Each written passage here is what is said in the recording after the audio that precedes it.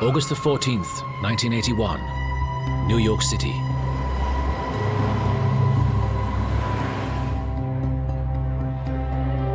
Dominick "Sonny Black" Napolitano, a captain in the Bonanno crime family, walks into the Motion Lounge Bar in Brooklyn. He hands the barman the keys to his apartment, a large bundle of cash, and the diamond-encrusted rings from his fingers. He tells the barman he's going to a meeting and doesn't know if he's coming back.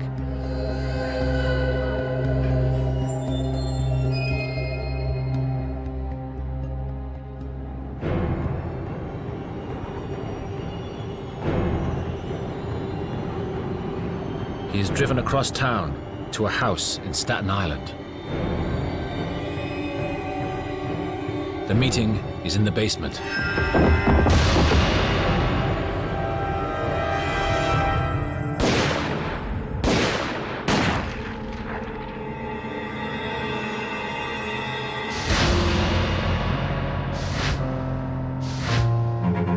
Sonny Black was killed because he had brought a spy, Donnie Brasco, into the inner sanctum of the Mafia. He was really Special Agent Joe Pistone.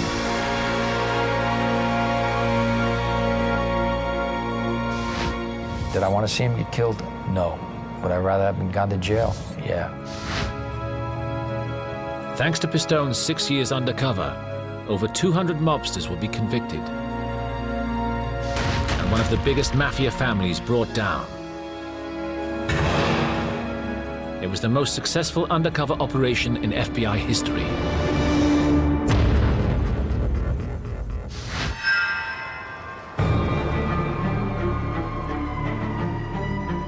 But the operation that would one day bring down the Mafia would start on a far smaller scale.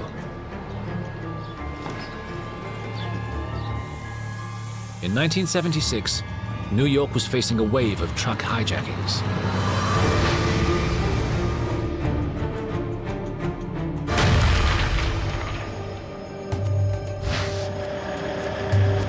These loads were sometimes worth $200,000-300,000. And the mob guys would hijack the truck, stick the truck up, take it, and then sell it to fences.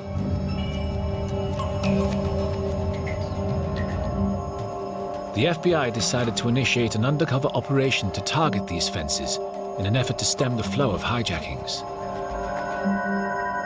They selected Joe Pistone for the operation. Pistone had racked up extensive undercover experience over his 15 years as an FBI agent. I always worked undercover cases. I worked all criminal matters, bank robberies, prostitution cases, worked a lot of gambling cases.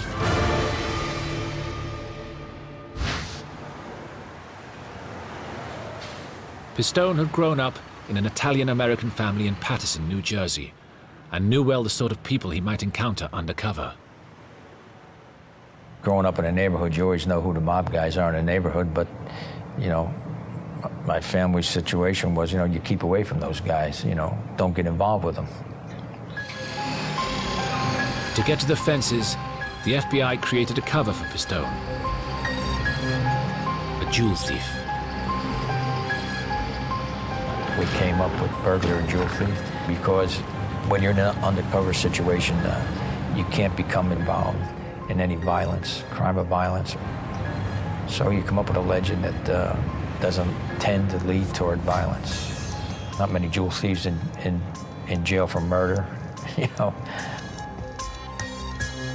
So I went to school, learned all about jewelry, precious gems, the locks, alarms, safes. So we took about 6-7 months to prepare for this operation. With his training complete, Pistone was ready to embark on his mission.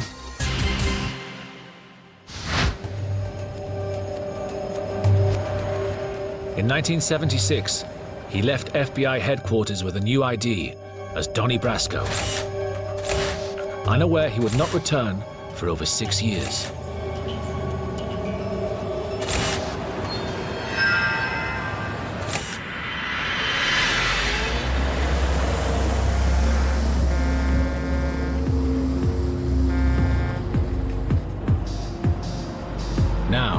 his job was to find a way to infiltrate the hijackers. You don't just walk into a place and say, hey, I'm Donnie Brasco, jewel thief. I want to start doing business with you. It doesn't work that way. Pistone had moved from his home in New Jersey, leaving his wife and children behind, and rented an apartment in Manhattan. The plan was we had certain bars and restaurants that we knew these guys hung out in. And the idea was for me to frequent these places and get my face seen, get known, and hopefully become engaged in conversation.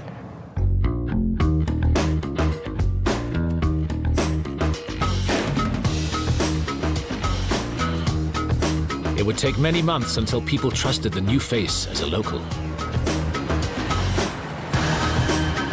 Well, the first 6 months I would just hit these different restaurants. Some were in the Upper East Side, some were down in Little Italy. I mean, they were basically all in Manhattan. I would just frequent, go in, sit at the bar, order a meal at the bar, order a drink at the bar, and just hang around for a couple hours. You can't form a pattern. You can't go into the same place the same day at the same time. It's not a 9-to-5 job. It's not a 5-day-a-week job. It's a 7-day-a-week job.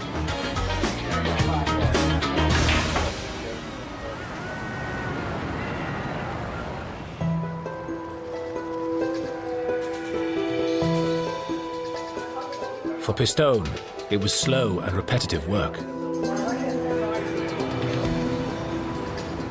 Did I enjoy it? I endured it. I put it that way. I endured it. I'm not really a bar guy. I don't drink. I mean, you know, I'll drink one beer, maybe one glass of wine. I wasn't in love with being an undercover agent. To me, it was part of my job.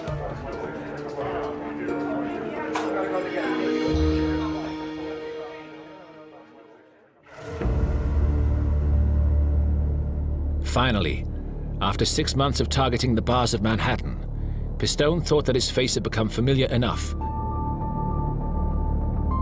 and he decided to try his luck with a barman whom he suspected had criminal connections.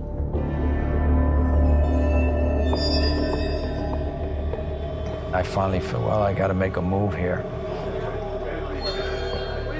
Come in one night and, hey, Donnie, how you doing?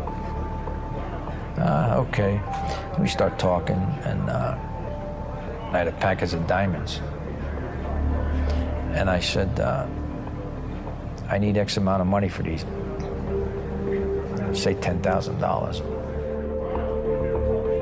As an undercover, you got to know what the street price of stuff is we call swag. You know, the difference of buying these diamonds at Tiffany's than buying off somebody in the street. And he didn't say a word. He just picked it up, put it in his pocket.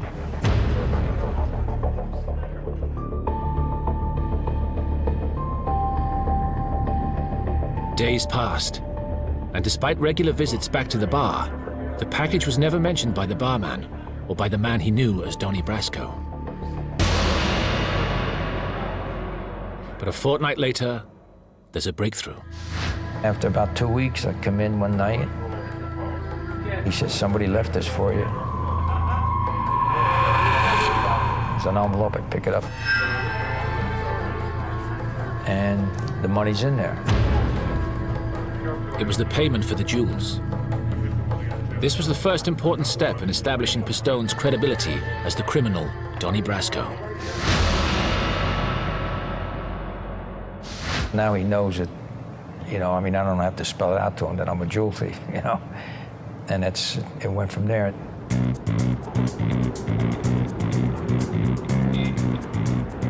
Over the next few months, the barman started to invite Donnie out, introducing him to numerous contacts.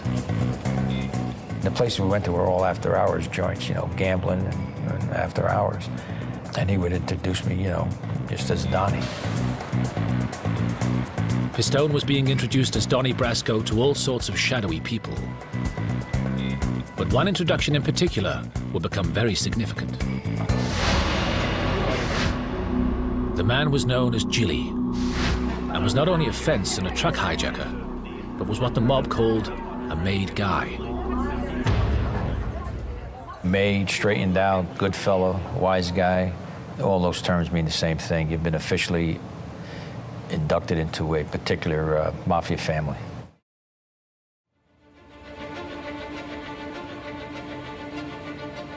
Now, news that Pistone was directly involved with a made Mafia member changed the entire nature of the operation. The FBI seized the opportunity and encouraged Pistone to get in with Gilly and his crew. Pistone used all that he had learned at the FBI to convince them that he was a jewel thief, but they wanted to see the spoils of his crimes. You have to be an earner, you know. They're not taking me in because they like my looks, you know. You have to see that I have the ability to make money.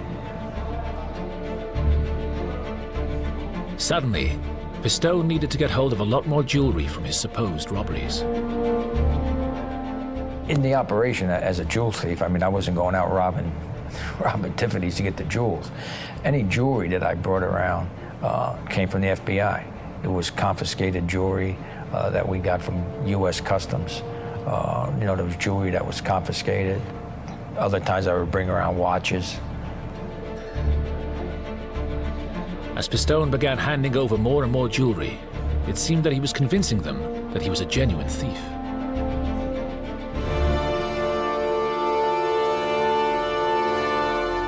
But then, some of the gang members started asking for his help in their own robberies, breaking into homes, something he was reluctant to do as an FBI agent.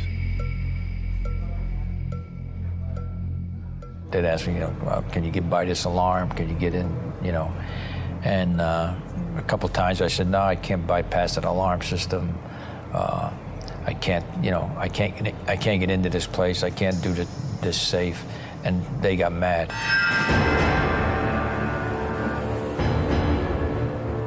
Pistone was called to a meeting by Gilly at his club with two other gangsters, Frankie and Patsy. They locked the door. Patsy puts his gun on the table and he said, you know, Donnie, he said, unless you convince me that you're a really great jewel thief, he said, the only way you're going out of here is rolled up in that rug.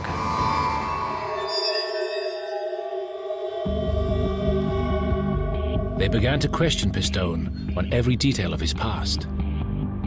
Where you from? Who did you know? What'd you do? The questioning continued for 5 hours.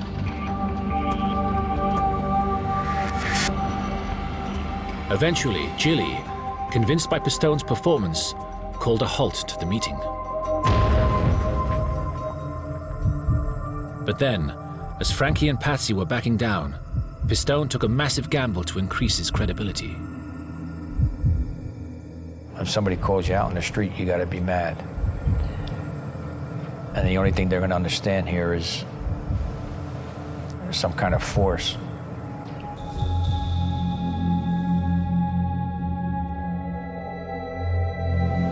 So I hit Frankie.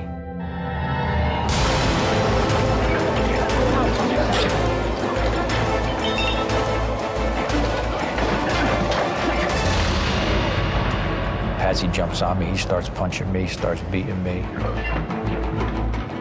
But I can't do anything because he's a made guy. You can't hit a made guy. That's a penalty of death. So I just keep hitting Frankie.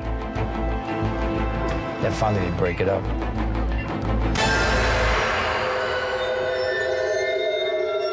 The fight didn't just make him seem a credible gangster, but it also gave Pistone the excuse to distance himself from the increasing violence of Gilly's crew. I went to Gilly and I said, Gilly, you know, all due respect, but I don't want to be involved with these guys anymore.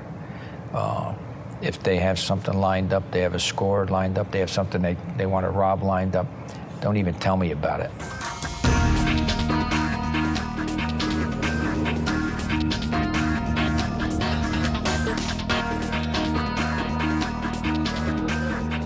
Believing Pistone was the real deal, Gilly introduced him to some major figures from another Mafia family, the Bonanos. First, he met Tony Mira. Tony Mira was a major drug dealer, one mean guy. He was the type of guy, he just abused everybody, but he made tons of money for the family through his drug dealings. And Mirror introduced him to Lefty Ruggiero, a hitman who had a reputed 23 killings to his name. Lefty Ruggiero was what I would call 24-hour gangster. He was on being a gangster every minute of the day. But Lefty Ruggiero had a trait that was invaluable for Pistone's operation. He was a great historian as far as knowledge of the Mafia, how it worked and how it would work. And I gained a lot of valuable information from him. Through Mirror and Ruggiero, Pistone was able to shine a torch on the inner workings of a Mafia family, something that the FBI, until then, had known surprisingly little about. He could recount to us who was in, who was out. He could recount what rackets they were involved in. He could recount what's coming up in the future. The people he was involved in were particularly vicious. You know, who was going to kill who or who was on the outs. In 1978, the operation had a major breakthrough. Tony Mirror was jailed for drug trafficking. And Lefty Ruggiero seized an opportunity to cash in on Pistone's skill as a good earner and made him an offer he couldn't refuse. Pistone would operate exclusively under Lefty as his partner. He would now be much more closely involved in Bonanno family business.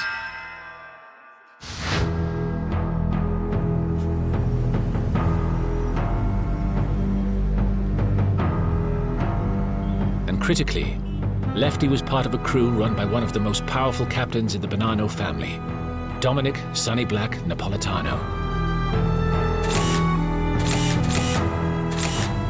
Sonny Black was an effective, important leader, a capo.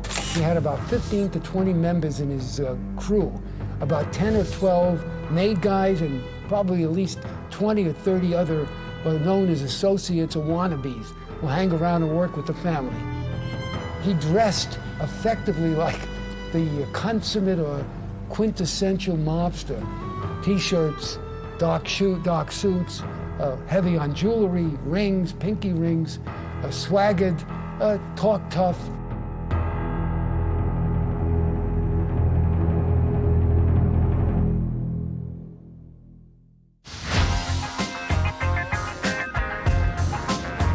Pistone was now hanging out daily with Sonny Black at his social club, the Motion Lounge in Brooklyn.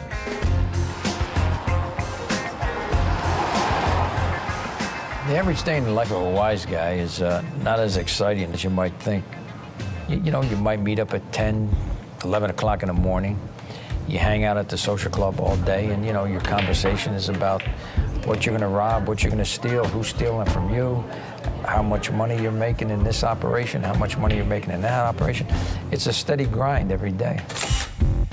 Thanks to Pistone, the FBI were in a position they had never anticipated. They had an agent as an active member in a major crew in the New York Mafia.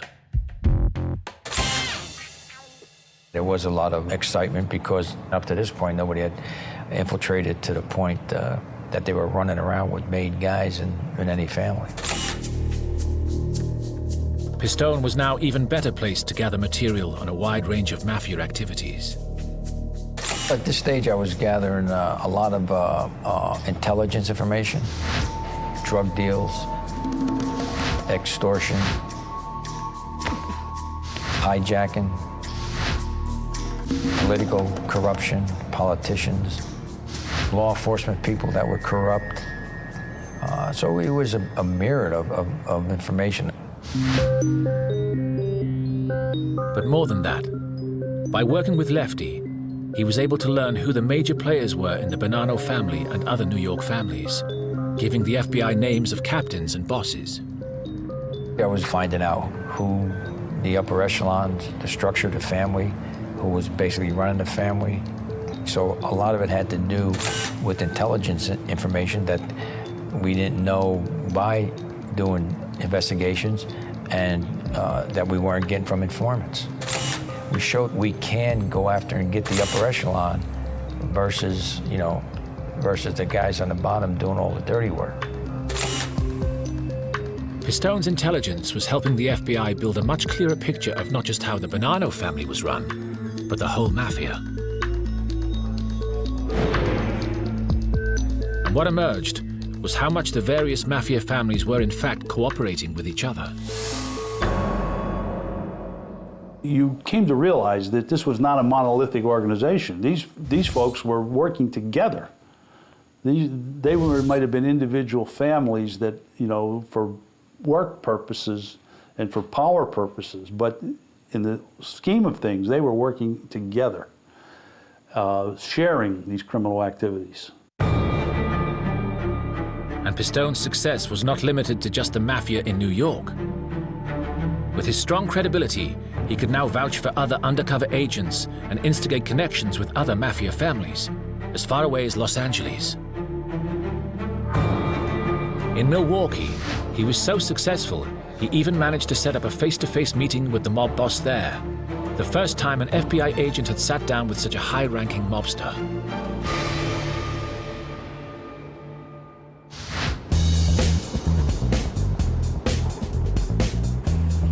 In Florida also, the FBI had been attempting to infiltrate the Mafia. They had set up a club, the King's Court, which they had hoped would be a beacon for Florida's mobsters. Pistone saw a way to help the operation by suggesting that Sonny Black become a partner in the club. The idea appealed to Sonny, and he sent Pistone and Lefty to Florida to check it out. Pistone now discovered that, like many city-wise guys, Lefty had hardly ever left his New York borough.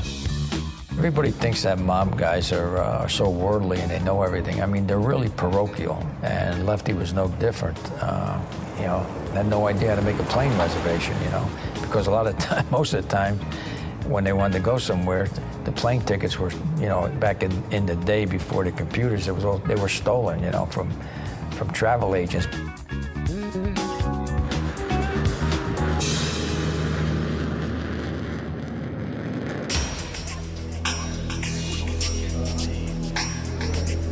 When Lefty saw the club, he reported favorably back to Sonny, and Sonny liked what he heard. But to operate in Florida, Sonny Black would still need the permission of the local Mafia, headed by Santo Trafficante. That's when Sonny then starts moving ahead to get a meeting with Trafficante. Sonny flew to Miami to meet the Florida boss to propose running illegal gambling operations together from the club. Trafficante agreed to the deal. It was a breathtaking achievement for the FBI. Here we got two major bosses that we married up together to become involved in illegal activities with. I mean, unheard of. So that's, that was a big thing. The FBI had the back office of the King's Court fully installed with microphones and cameras. The King's Court was wired for audio and video, but it was only in the office, not the club, because the patrons were regular people who didn't know it was an FBI operation. Pistone and other undercover agents started to stage drug deals with Mafia mobsters there. What do you want, Jeanette, Tom? I walk in the place in this town. It was a gold mine of intelligence for the FBI.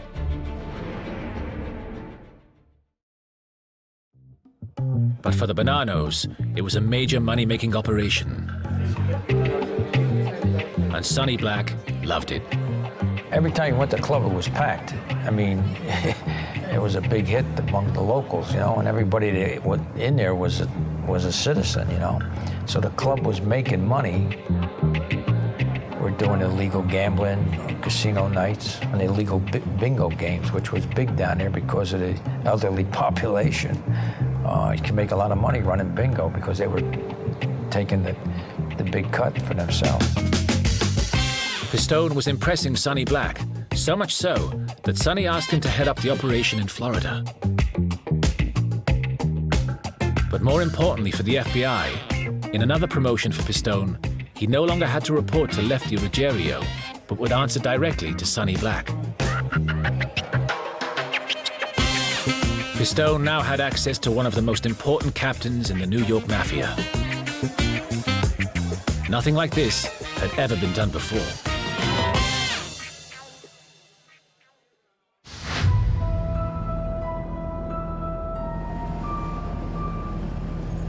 Now based in Florida, on trips back to New York, Pistone would even stay at Sonny's house, and they would spend hours feeding Sonny's racing pigeons on his roof.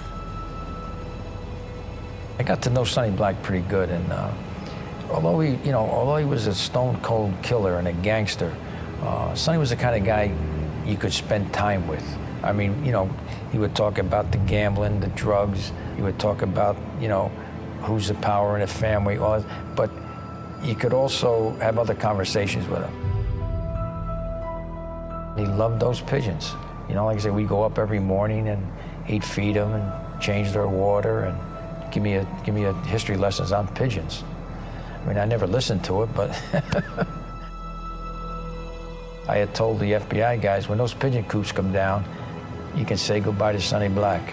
He's gone.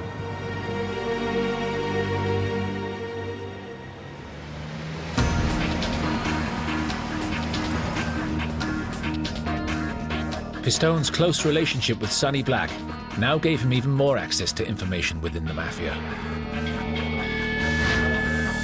He discovered that one faction of the Bonanno family, recent Sicilian immigrants known as Zips, were enormous drug importers. They used a series of pizza restaurants to distribute the drugs. The Zips were Sicilians brought over to run the pizza shops that they had all over New York and Pennsylvania, not only to distribute the heroin, but to use these Zips for murders and anything else that they needed from them. Based on Pistone's information, the FBI launched a major investigation into the Zips pizza restaurant drug trade.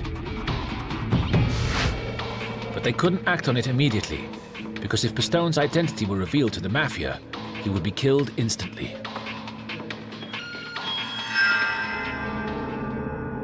Every day going to work like that, knowing he could easily be made or betrayed, and his life would have been worthless. And yet he did it for years. As long as the person's undercover, you can't do anything with that information until they surface, or you jeopardize them. But in fact, by now, there was a far more serious threat to Pistone's life.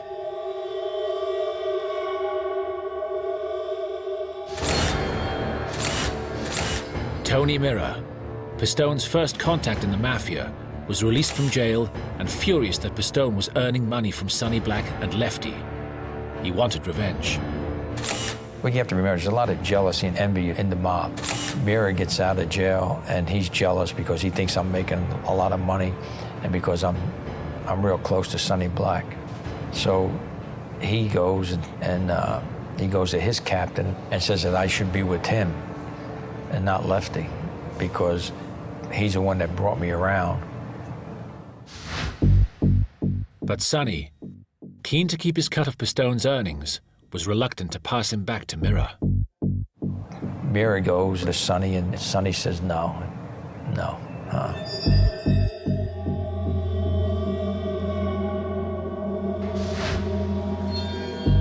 Mira then took his complaint a stage further and called for the other capos to arbitrate the decision. Lefty and Sonny were called on to defend their claim on Pistone in a series of meetings. Lefty would phone Pistone after each one to let him know what was happening, and Pistone would secretly record their conversations. Hey, Donnie, let me tell you something. I had a 4.5-hour meeting about you today. For what? Donnie, don't say for what. Well, Left, you say don't say for what. How do I know? I don't even know what you're talking about. I won you and I'm going to keep you. Well, that's right. All right? I'm not giving you up, and so is Sonny. We own Donnie, and we giving up Rocky. Now you give up my prick, I says. I won you. I'm not giving you up. I die with you. Well, how does Sonny stand tonight with us? What's he stand? He's not giving you up. Not giving you up. Ain't nobody having you. Hey, I don't want no part of Mirror.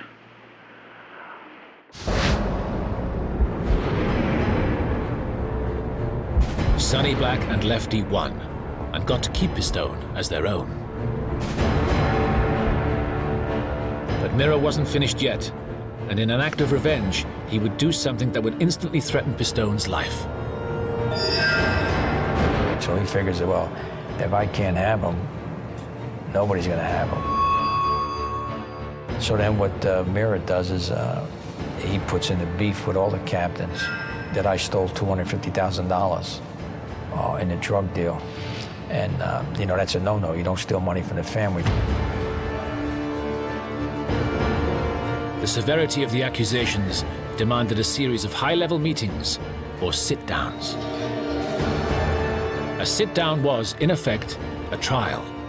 High-ranking mobsters from the Bonanno family in New York, including some of the Sicilian Zips and Bonannos from far away as Canada, were called in to judge the accusations leveled at Pistone. If Pistone were found guilty, he would be executed immediately. If you lose a sit-down, they're not going to, you're going to get killed right then. I mean, it's not like, you know, they're going to give you, you know, we're going to give you a month to get your affairs in order. Rocky admitted that you made $250,000. Who did Rocky tell you? After he married his men. Don't you understand? He's a lying son of... He's a lying son of... He's lying, Left. I don't give a He's a liar. I'd never cut any junk money up but with your him. boy don't count. Why does this guy want to, you know, He start... wants you bad. So what do we do now? I don't give a but you can't I ain't help afraid me of out. anybody. You can't help me out. I have to handle it. Without you. And I ain't afraid of Mirror either. When's this thing all gonna end with this It guy? ain't gonna end. Sonny spent 3 hours fighting for Donnie. Eventually, his life was spared. Sonny Black wins the sit-down. Pistone may have survived the sit-down, but he had made a serious enemy of Tony Mirror. The FBI were concerned the operation was becoming too dangerous and began to consider pulling Pistone out. They were talking about closing the operation down. But Pistone thought otherwise and managed to convince his boss, Jules Bonavolonte, to continue just a little while longer. I convinced Jules, there's nothing to worry about, you know? I mean, I can handle this.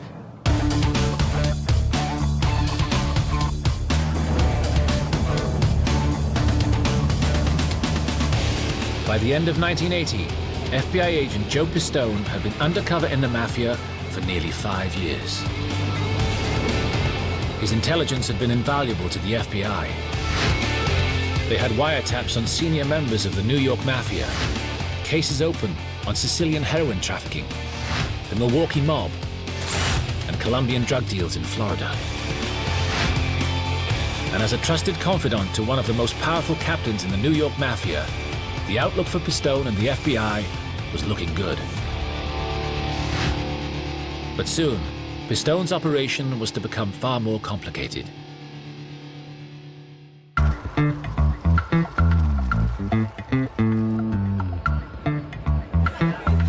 In Florida, a Las Vegas night was planned for the King's Court, an illegal gambling evening with craps, roulette wheels, and blackjack. The event was scheduled for January the 17th, 1981. Sonny and a number of New York wise guys had flown down for the event. The local sheriff had been paid to turn a blind eye. I was right there when he paid the guy off. The guy assured us that everything was taken care of, you know? At first, the evening went well. The place was mobbed. King's Court was mobbed, had all kind of money. I mean, we were making all kind of money. But when the night was in full swing, something went terribly wrong.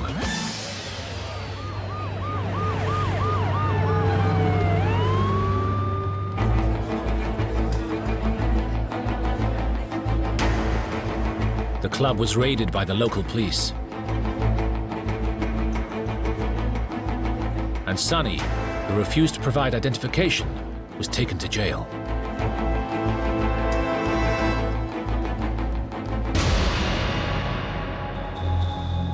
He was bailed the following day, but was furious. Sonny spent the night in a can. He wasn't too happy the next day, believe me. He wasn't too happy the next day. Sonny Black was convinced there must have been a rat. Pistone had to be concerned that suspicion might fall on him.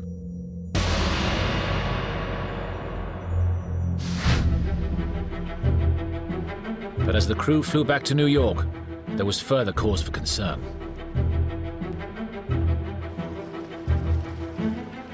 Months earlier, in a move to impress his mob connections in Florida, Pistone had borrowed a luxury boat from the FBI for a fishing trip with Lefty.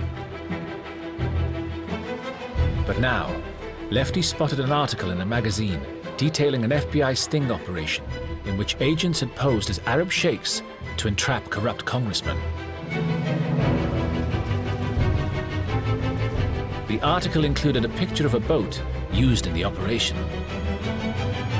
It was the same boat that Pistone had used to impress Lefty Ruggiero. The boat that we used was on the front page of Newsweek. There was another major undercover operation going called Abscam. It wasn't supposed to get the surface for a long time. But what happened was it got exposed. Lefty demanded to know how Donnie had got hold of an FBI boat. I told Lefty, remember this girl we met out in San Diego? And, you know, do you remember she said her brother had a boat in Miami and that we can use it any time? So I said, look, Left, I said, you were there, you know. Even if it is a government boat, they were after, you know, they're after the politicians. They weren't after us. They never came after us. So I got away with that one.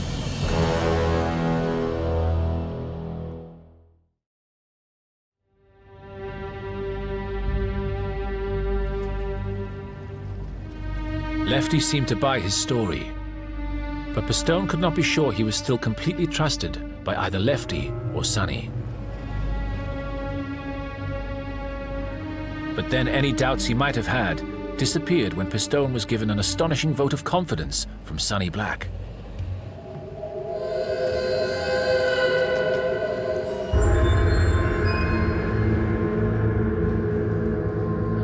Sonny Black proposed Pistone for full membership of the Mafia. He had to go to every captain in the family and say, hey, I'm going to propose Donnie Brasco. You guys have anything against Donnie? And if one captain says a negative thing, they can't propose you. And all the other captains okayed it.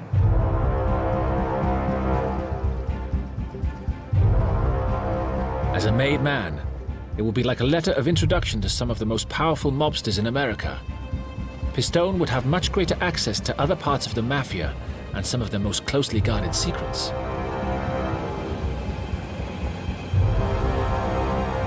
But at FBI headquarters, there was real concern. It was all very well having an agent inside the Mafia, but having an agent inducted to a senior level could compromise the entire operation. Theoretically, to become a member, you would have had to kill somebody. And their position was that even though he had not had to kill somebody, that would destroy his credibility before the courts.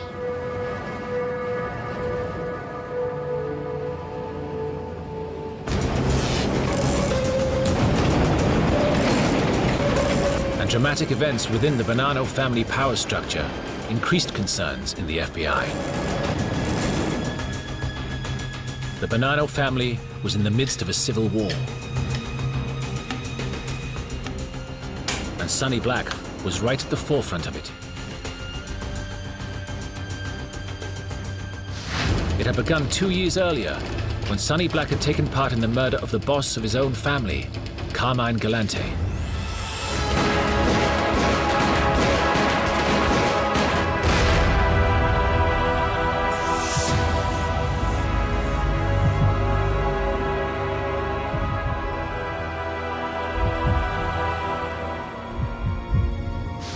And now, Sonny was ordered to take out 3 rival capos.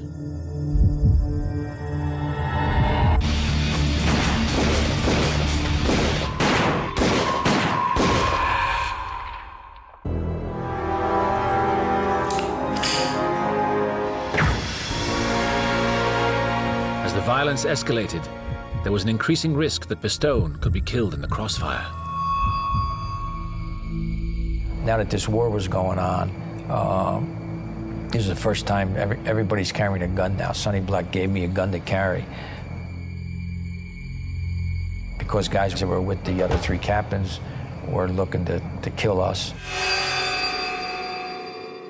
He was involved in some of the most vicious territorial wars that were going on organized crime, so he was right there at the focus point.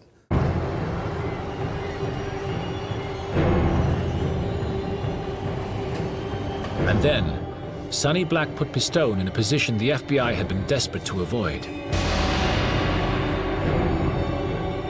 Sonny ordered Pistone to track down a rival mobster, Bruno Indelicato, and kill him. So Sonny sends me to Florida because that's where they thought Bruno was. And the plan was if I found him, I'd call the FBI, they'd snatch him, we'd make it look like a hit, and then I can go back and say, you know, I took care of him.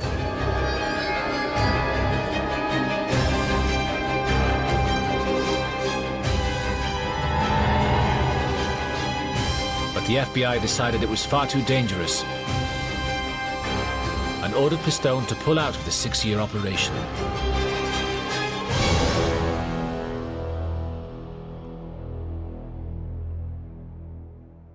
When we ended the operation, he was very upset because I'm sure he felt that if he could have been made, his credibility would have been enhanced. Can you imagine the kicking when it comes out, you know, Bonanno Mafia family makes FBI, undercover FBI agent? But I couldn't convince him, so we had to surface.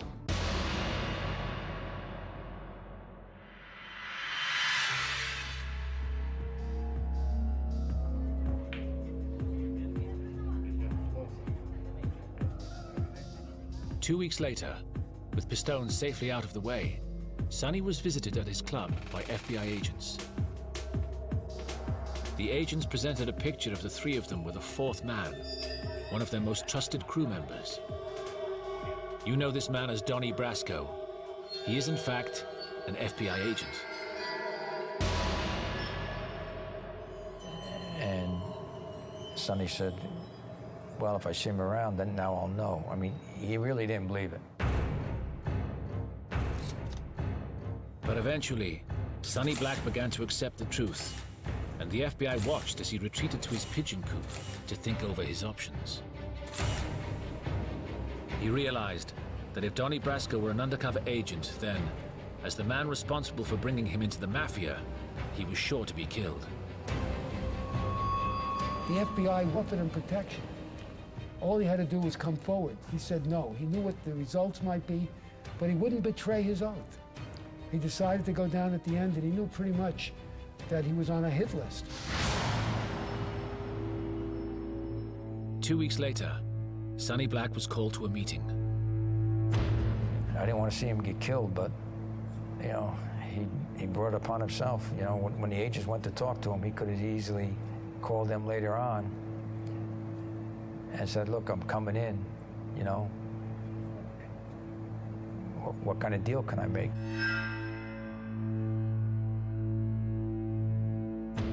But he didn't. He was a real man, and he was a real gangster. And that's how we left it. I said, you know, when you see those pigeon coops on the top of Sonny's apartment building getting torn down, he's dead.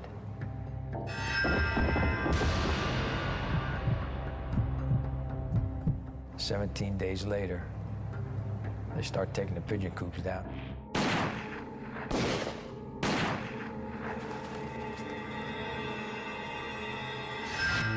That's when they killed him. Sonny's body was found dumped in a New York river. Symbolically, his hands, which had welcomed an FBI agent into the Mafia, had been cut off.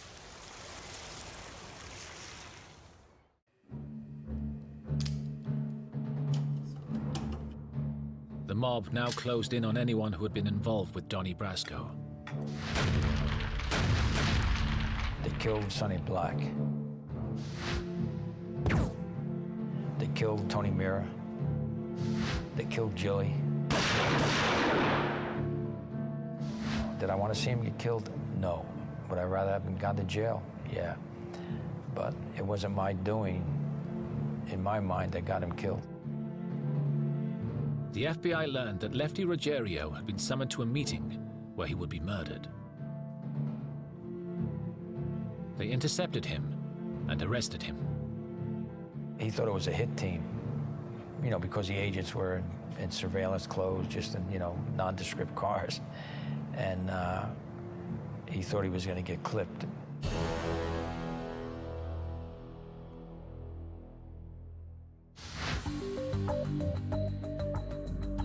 With Pistone now out of the firing range, the FBI used his information to go after hundreds of Mafia members. 4 years ago, a petty jewel thief known as Donnie Brasco began working his way up inside the mob. Last year, in a New York trial, Brasco unmasked himself. His real name? Joseph Pistone, undercover agent in the FBI. I think I testified in about 17 different trials. We had 235 convictions.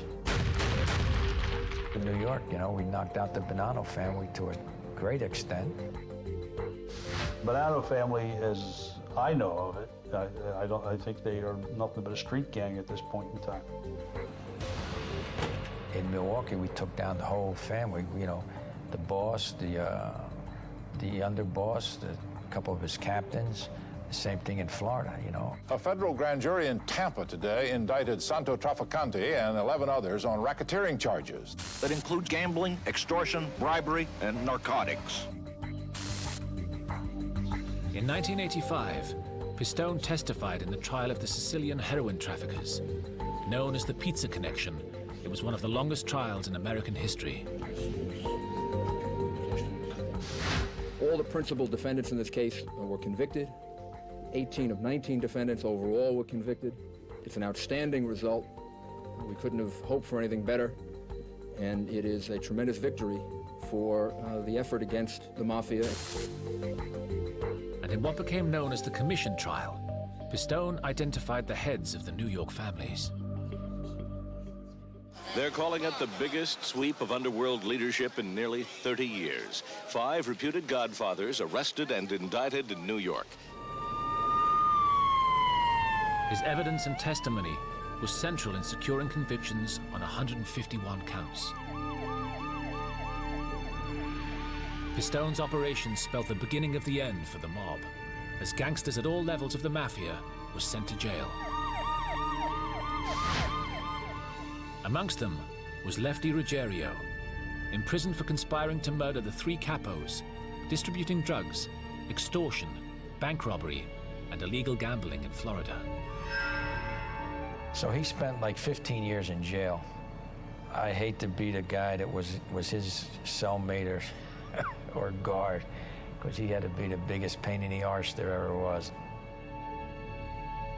The Mafia responded by placing a $500,000 bounty on Pistone's head. To this day, Agent Joseph Pistone lives under a pseudonym in an undisclosed location.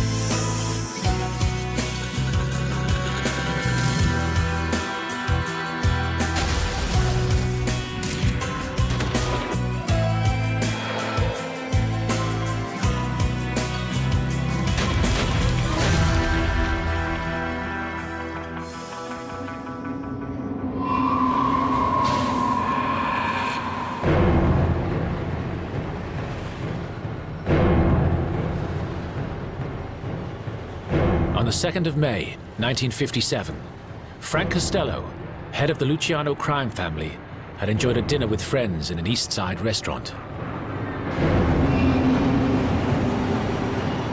He took a cab to his apartment, the Majestic, on the fashionable Upper West Side of New York's Central Park.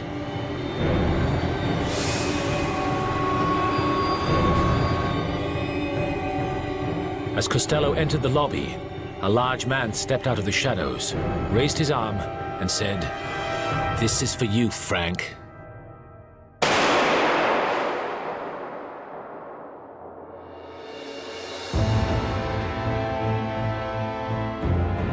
This organized hit on a top mafia boss would signal the rise of the most dangerous gangster in America, Vito Genovese.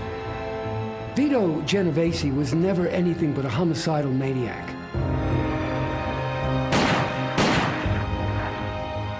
Probably the most despicable gangster ever to run the streets of this city. But Genovese's rise would also be a major turning point in the history of the Mafia.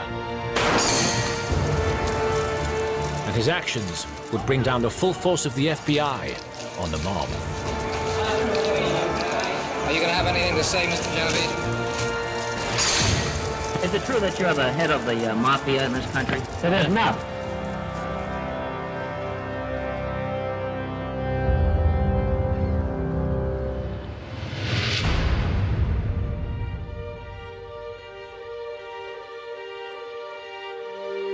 Vito Genovese arrived in New York from Naples when he was 15 years old and joined the thousands of other Italian immigrants to hit the city's shores at the turn of the century. Genovese grew up in the slums of New York. From the beginning, he was involved in these terrifying street gangs. Violence ruled, and he never changed. Genovese was a product of the gutter of New York City. He was constantly in conflict. Everything had to be out of the barrel of a gun. That was Genovese. Police records show that over the next 10 years, Genovese was charged with shooting a man in Queens, running down and killing a man in Brooklyn,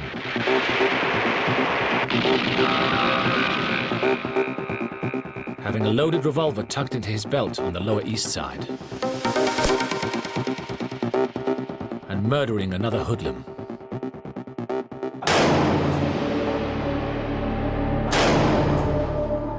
Vito Genovese, I'll give you a great example of what he did. He fell in love with a woman named Anna, who was married to someone else. Genovese and his thugs threw her husband off a roof so he could marry her, and he married her. Murder was just a ritual with him. He had no conscience. This appetite for killing did not go unnoticed. By the mid-1920s, Genovese was a hitman for the greatest mafia boss of them all, Charles Lucky Luciano.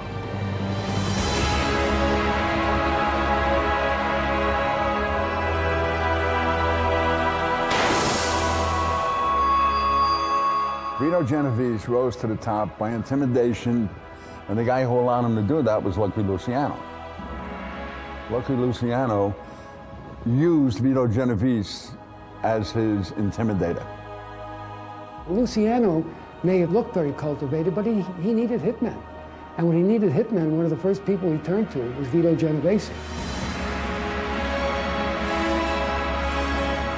By 1931, Genovese was acknowledged as Lucky Luciano's right-hand man and underboss, and was one of the key hitmen sent by Luciano to kill rival boss, Giuseppe Masseria.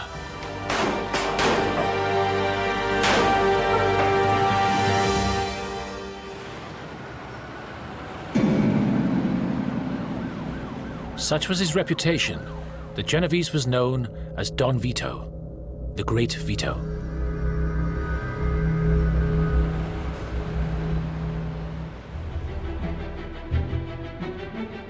And in 1936, Genovese got the chance to take the top job. When Mafia boss Luciano was convicted on prostitution charges and sent to prison for 50 years.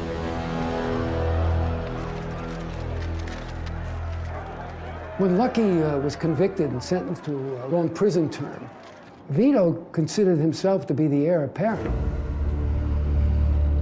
But things didn't go to plan. Genovese now also found himself being pursued. Vito Genovese had been involved in a murder in the early 1930s and somehow had managed to beat the rap. The victim had been one of Genovese's gangsters who had demanded too big a share of a crooked card game.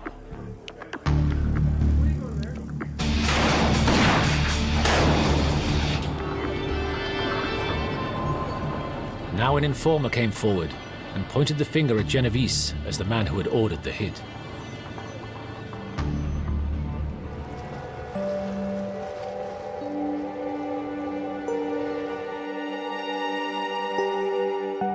Just as he was about to take control of the Luciano family, Genovese was forced to flee to Italy to escape the murder charge and the electric chair.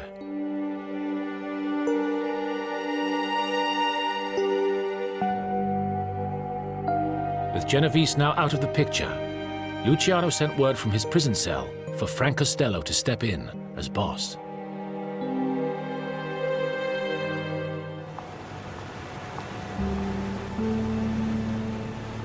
Just like Genovese, Frank Costello was born in Italy. He was 4 years old when he arrived in East Harlem with his parents in 1900.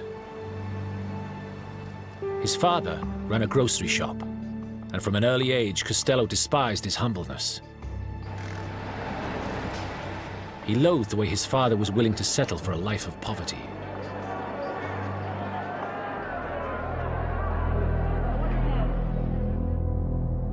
Costello chose the streets rather than work with his father and joined one of the violent gangs of New York. In 1915, Costello was arrested and sentenced to a year in jail for carrying a gun.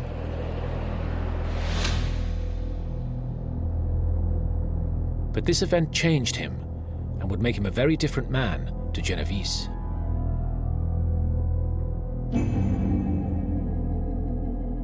On his release, Costello decided to use his brains, not bullets, to get ahead. The people that he worked with were prone to violence, almost by definition, and he understood that murders were bad for business. He would never be a kind of hitman, goon, a muscle man type. He was a gentleman gangster. He was never going to be a thug. And he also latched on to something called slot machines. By the 1930s, Frank Costello was known to the underworld as King of the Slots. His illegal one-armed bandit machines were grossing $500,000 a day. He made millions. It established him as somebody who was known as an earner, not a guy who goes out and has to commit hits or violent crimes. With Genovese gone, Frank Costello was a very powerful man. He was now the head of the New York Mafia, the largest mob family in America, with more than 400 soldiers beneath him. Costello easily filled Luciano's shoes and continued to add billions of dollars to the family's fortunes.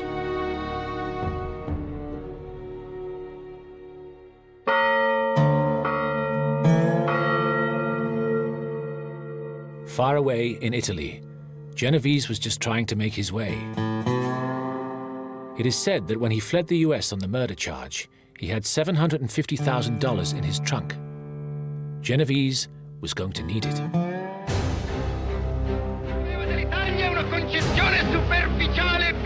Benito Mussolini, the head of the National Fascist Party in Italy, was fiercely against the Sicilian Mafia. But Genovese would soon discover that he was open to offers. Genovese cottoned up to Benito Mussolini by providing money, providing donations to fascist buildings, and he even managed to pull off a hit for Mussolini in New York. There was a newspaper which had been a persistent critic of Mussolini. He went to Don Vito Genovese, who got word to his killers in New York, and they murdered the editor. As a reward for Genovese's donations and services, Mussolini gave him an Italian knighthood. But of course, Mussolini was known for shooting mafiosos, and so he could never really relax.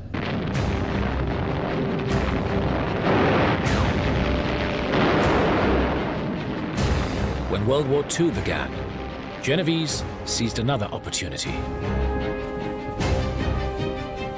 And he was a pretty crafty guy, Genovese.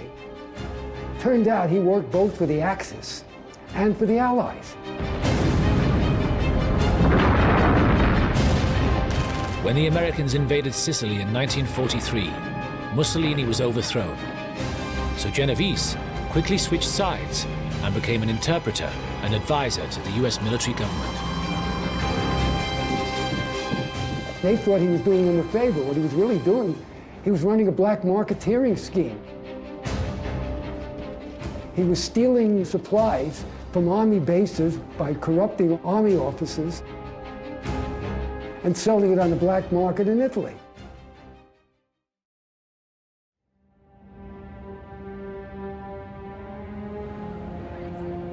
But for all his Sicilian success, Genovese was still wanted for the card game killing, and the New York police had new evidence implicating him. A man called Peter LaTempa had come forward, claiming he had heard Genovese planning the murder. He was now held in protective custody as chief witness against Genovese. The American authorities finally caught up with Genovese in Naples in August 1944.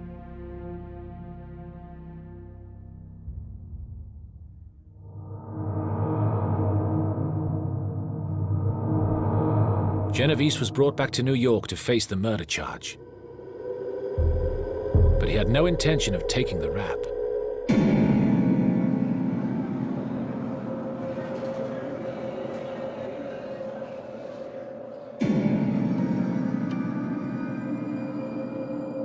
On the 16th of January, 1945, LaTempa complained that he was suffering from a gallstone problem. He was given painkillers by his guards.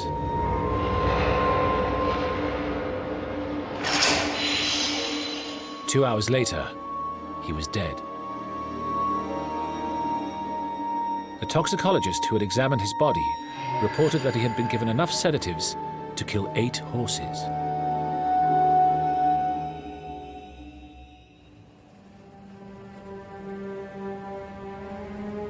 With LaTempa out of the way, there was no case against Genovese. The judge told him, "I cannot speak for the jury, but I believe if there was a shred of corroborating evidence, you would have been condemned to the chair. By devious means, you have thwarted justice time and time again."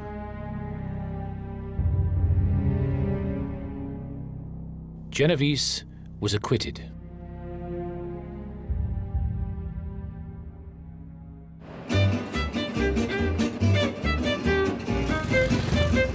Vito Genovese was back on the streets, but he was not the boss. The man in charge was still his old rival, Frank Costello, and he was thriving. Frank Costello fashioned himself as a non-gangster. He fashioned himself as a businessman, sometimes bordering on aristocracy. He mixed with politicians, congressmen, journalists, authors, judges, cops, and city councillors.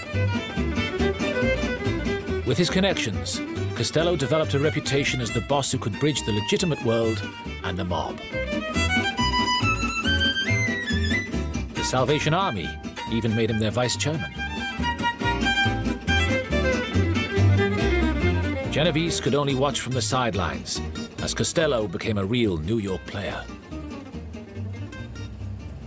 Genovese was intimidated by Costello's intelligence. He knew that Costello could get, with words, what he could only get out of a gun. And he was jealous of that. Such was his power that before a judge could be appointed, it had to be cleared by Frank Costello. He didn't just know judges and DAs and politicians, he bought them. Potential mayoral candidates in the Democratic Party went to see him hat in hand, asking for his blessings. He was an absolute corrupter. When the Mafia gets control of your political and judicial system, when they're deciding what bills are passed, they're deciding how justice is meted out, then you're in danger. Frank Costello, even though he dressed well, looked civilized, looked cultivated, was one of the most dangerous mafiosi in American history. Costello became known as the Prime Minister. That title was given to him by the media. They made Frank Costello the American Winston Churchill in the underworld. That doesn't mean he was boss of bosses. There was no such position. But as a prime minister is in most countries, he was the first among equals, and sometimes a little more equal than they were. Genovese seemed to be out of it, but he realized that Costello was making a big mistake.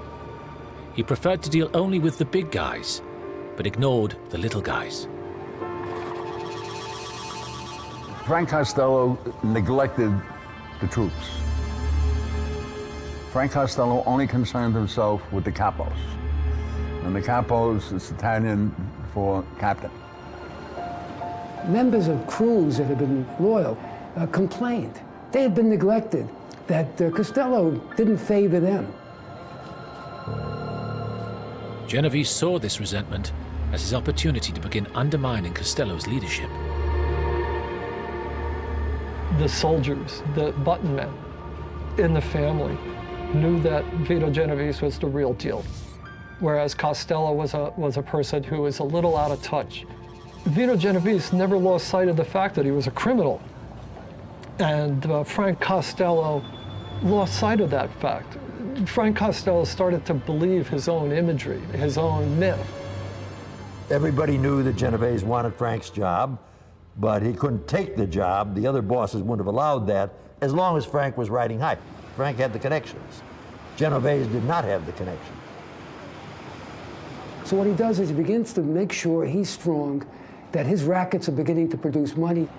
So he has both money, and he has soldiers, and he has hitmen, in case there's a real showdown.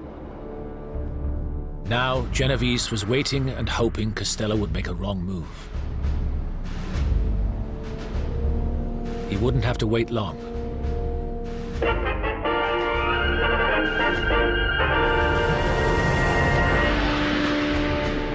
In 1950, an ambitious Democrat senator from Tennessee named Estes Kefauver headed a committee to investigate organized crime in America.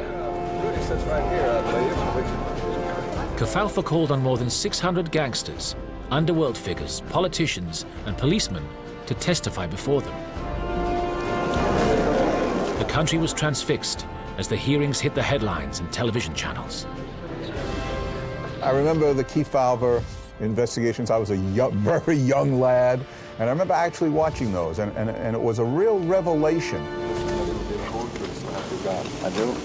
We began to see that there was these people among us, criminals, who were very well organized and very deliberate in their activities, and controlled a great deal of the criminal activity in this country. Many of the witnesses refused to say anything, but not Frank Costello. He agreed to answer questions. He thought he could go on the witness stand and come out as a gentleman, as a real businessman. And that he had this kind of outlook or outward appearance that he wouldn't look like a ruffian, like a hoodlum. And Costello, billed as the most influential underworld leader in America, became the star attraction.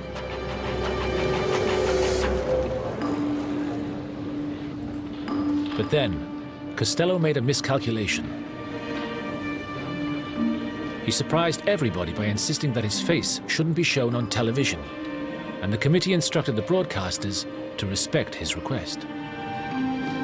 The television is not on any part of Mr. Costello.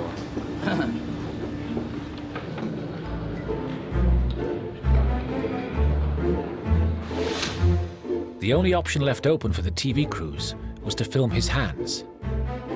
And the subsequent images of Costello's testimony became known as the hand ballet. Whenever the questions about his criminal activities got too tough or too near the knuckle, Costello would rub his palms together, tighten his fingers, grip a glass of water, drum on the table in front of him, or crumple and tear pieces of paper. And although the television cameras were not allowed to show Costello's face, the newsreel cameras and press photographers had no such restrictions. Mr. Costello is going to face the camera and let you have a good look at Costello. As the photographer says to the little boy, can you smile a little bit? Has this country come up to your anticipations? What have you ever done for your country as a good citizen? Well, I don't know what you claim, what you mean by that. Well, you're looking back over the years now to that time when you became a citizen, and we're now standing 20-odd years after that. You must have in your mind some things you've done that you can speak of to your credit as an American citizen. If so, what are they? Paid my tax. I pay my taxes. That was his answer. Now, in his mind, he thought that was enough. He didn't think that he had to join the Army or the Marine Corps. I pay my taxes. Everybody pays their taxes. They're working for their country. But he was the original superstar made by television.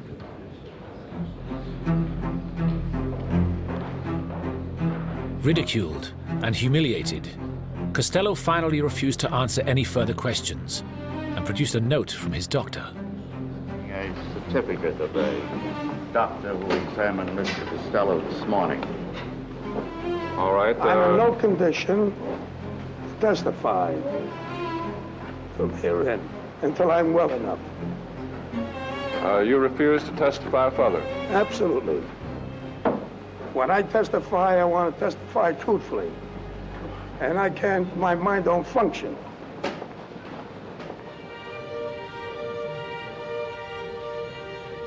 Costello had been publicly destroyed by the exposure, and he left the Kefauver Committee hearings as the Justice Department's #1 target.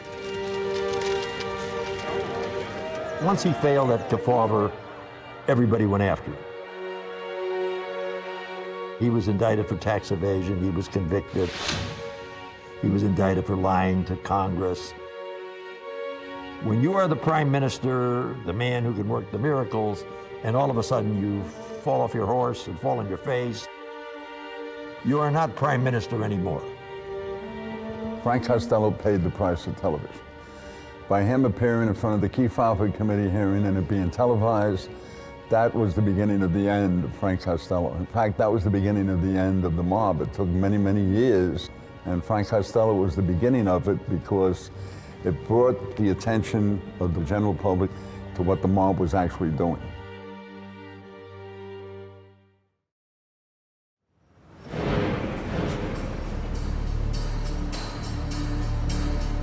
But for one mobster, Costello's failure was good news. Vito Genovese. And he was going to make the most of it. One of the things he does, he starts bumping off, killing Costello's hitmen.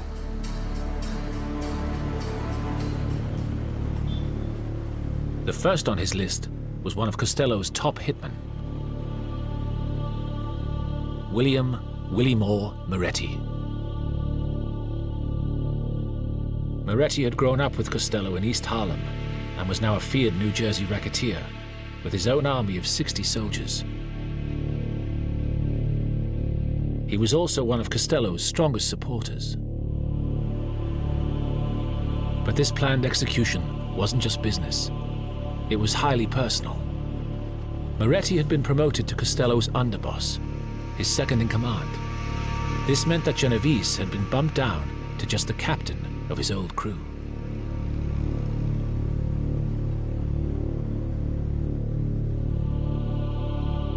Genovese had chosen his target well. Moretti was suffering from advanced syphilis, which was spreading to his brain. This had the worrying effect of freeing up his speech, and it was now feared that he would start talking to the press.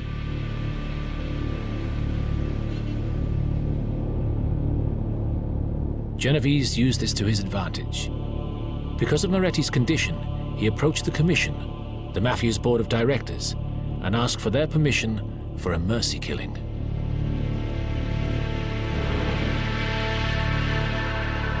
The commission was set up by Lucky Luciano in 1931 as a democratic system for dealing with all the mob's affairs. It operated by strict rules. No boss could be hit without the commission's permission. And they gave it to him.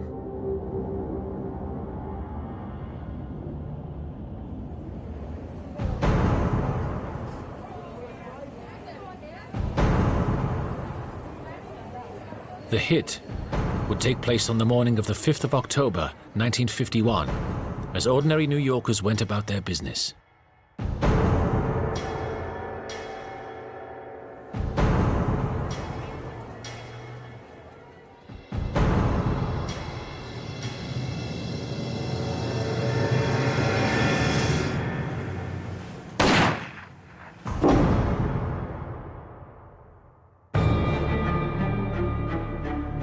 Genovese had now made it quite clear to Costello that he was coming after him, and Costello was in no position to fight back.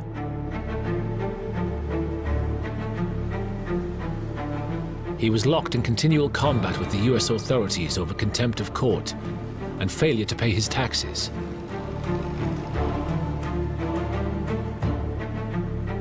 Over the next 6 years, Costello was in and out of jail.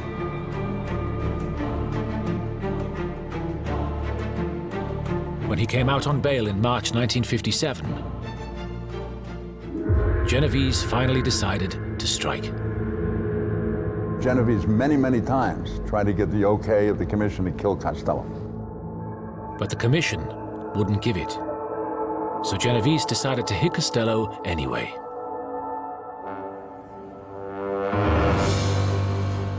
Genovese now studied Costello's routine. The 66-year-old Costello took cabs or walked to his various meetings around the city like he'd always done, without the aid of bodyguards or bulletproof cars. It made him an easy target. Other bosses had an army of bodyguards around them. Costello said if they're going to kill you, that's the first ones they'll bribe. Genovese gave the contract to Vincent Gigante, who was a former prize fighter, who became Genovese's chauffeur. He was a real thug, tough guy. I mean, he'd kill you at the drop of a hat. He was the mirror image of a Genovese. Genovese liked him for that. He was just a ruthless killer.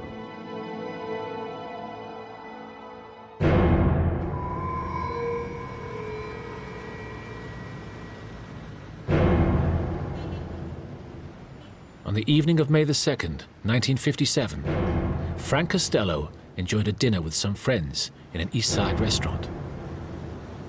After the meal, he took a cab to his apartment. Now, Costello lived in a very upscale apartment that overlooked Central Park. It was known as the Majestic Apartments. Costello was so sure of himself, even though he knew Genovese was around. And he came home one night, walked into his lobby, and he was met by Gigante. Gigante raised his gun and yelled, "This is for you, Frank."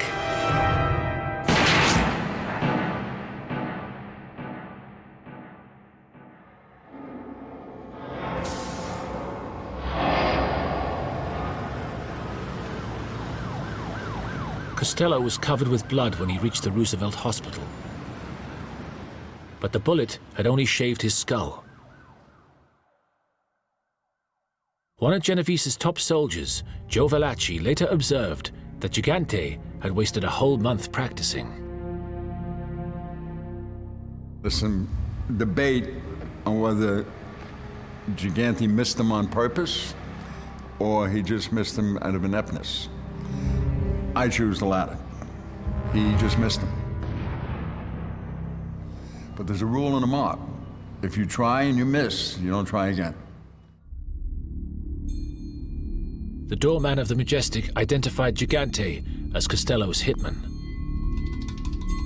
Gigante quickly gave himself up and was put on trial for attempted murder.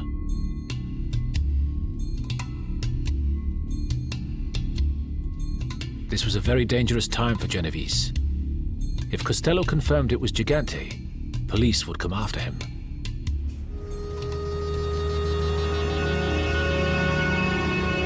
But at the trial, Costello observed the Mafia rule of omerta, the code of silence, and told the jury that he didn't recognize Gigante. Gigante was acquitted, and as he left the court, he walked over to Costello, held out his hand, and said, "Thanks, Frank."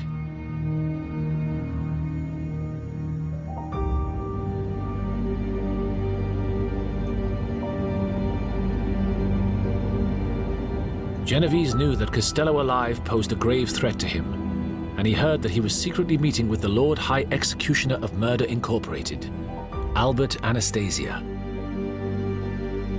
Guns, ice picks, and strangling ropes were his stock in trade. He was a tough, ruthless man, not at all like Costello, who was his good friend. If there had been a move against Costello with Anastasia still alive, there would have been a counterattack by Anastasia.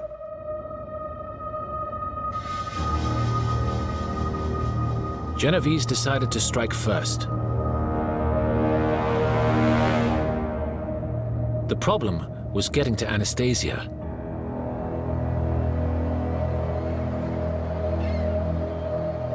He lived in a New Jersey mansion, guarded by ferocious dogs and barbed wire fences, and always traveled with bodyguards.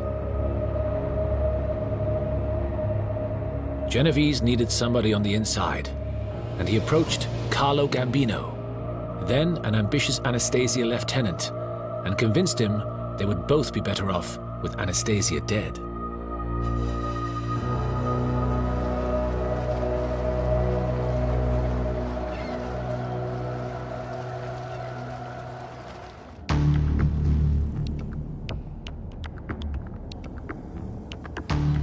On the morning of October 25th, 1957, at 10:15 a.m., Albert Anastasia walked into a barber shop in Midtown Manhattan.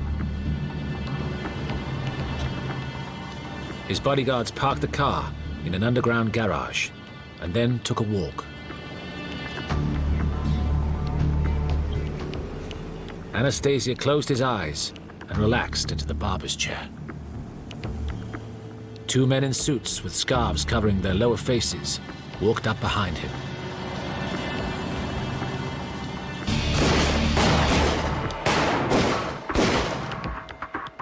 Anastasia was literally blasted out of the chair.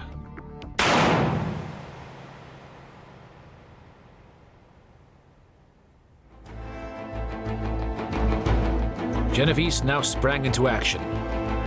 He immediately announced that he was the head of the family.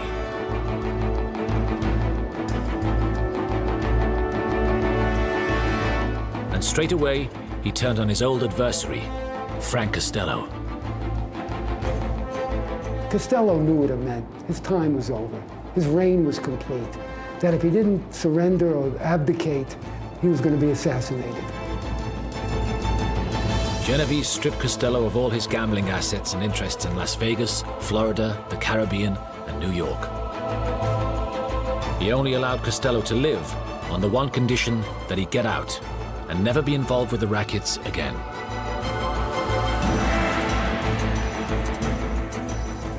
Costello sent a message to Vito Genovese, Don Vito, it's yours. You're in control.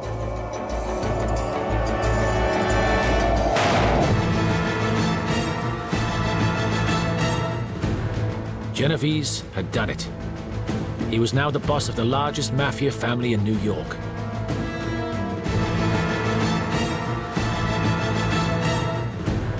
But he was also in deep trouble.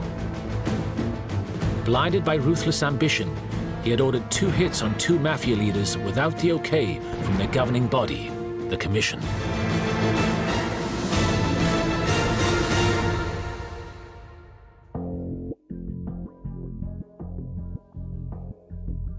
And he had done something else that some Commission members found uncomfortable. Genovese had also moved big time into drug dealing. Genovese always thought that narcotics was a good deal for the mob. Within the Luciano family, he was in charge of drug trafficking. But Congress had recently passed tough new drug laws, and many mafia bosses were worried about the consequences. Drugs brought heat.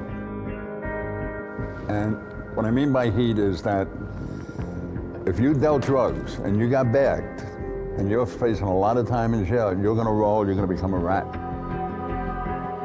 Well, you could get up to 30 years in prison. They felt that if they kept their hand on the drugs, they would be able to avoid that.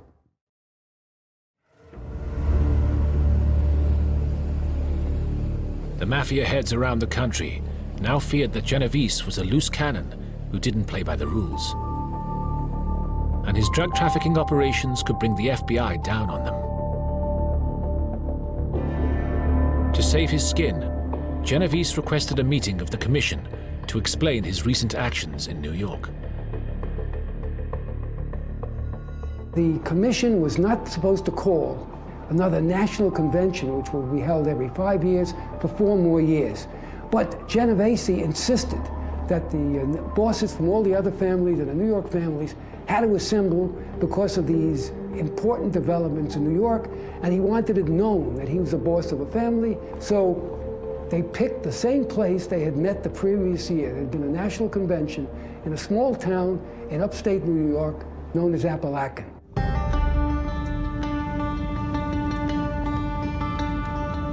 It would prove to be the biggest mistake of Genovese's life. On November the 14th, 1957, more than 60 senior mafia bosses with their advisors and bodyguards traveled from Cuba, Italy, and from all over the United States to a hilltop estate in a small sleepy hamlet called Appalachian. 180 miles northwest of New York City and far from the prying eyes and surveillance of the city cops.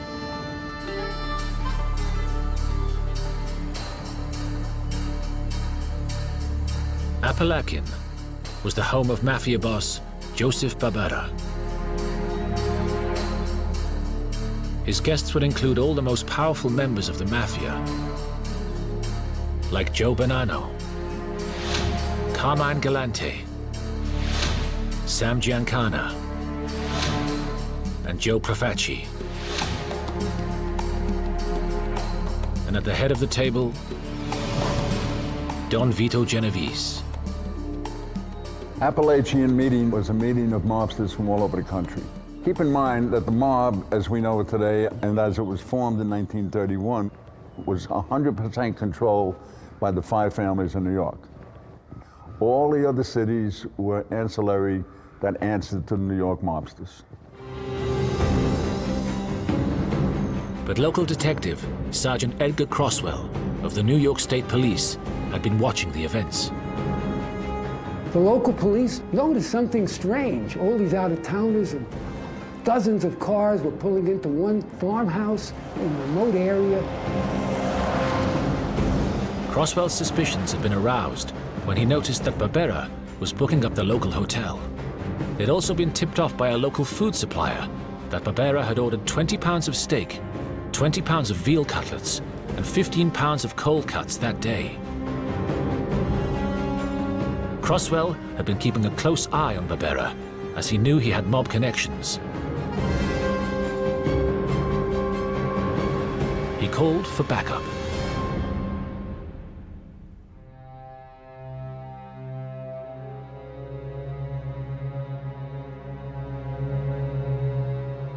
Well, we get the call, send as many people as you can to Appalachian. We have a thing going on.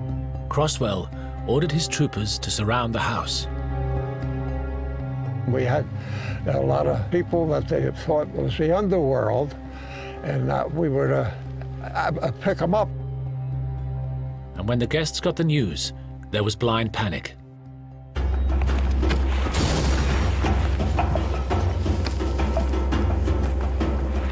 Some rushed to their cars. Others fled through the woods, ripping their silk suits against the brambles as they ran.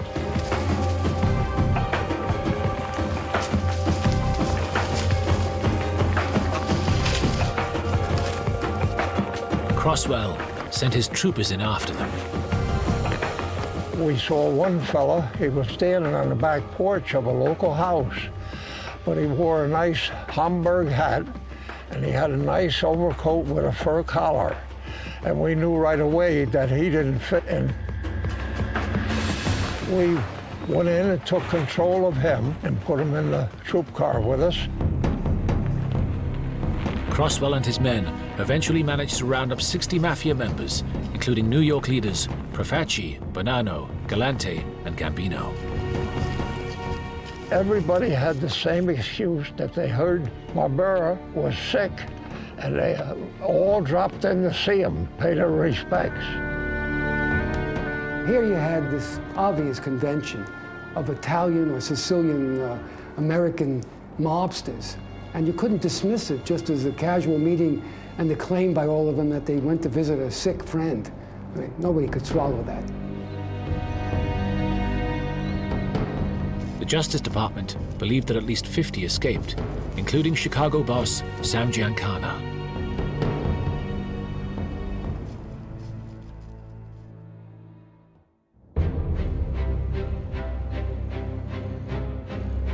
Apalachin was the largest Mafia meeting ever rumbled by American police, and the mob would never hold one of this size again. Far from Genovese's triumphant moment announcing to the commission his ascension to the head of the Luciano crime family, he had exposed them all to the authorities.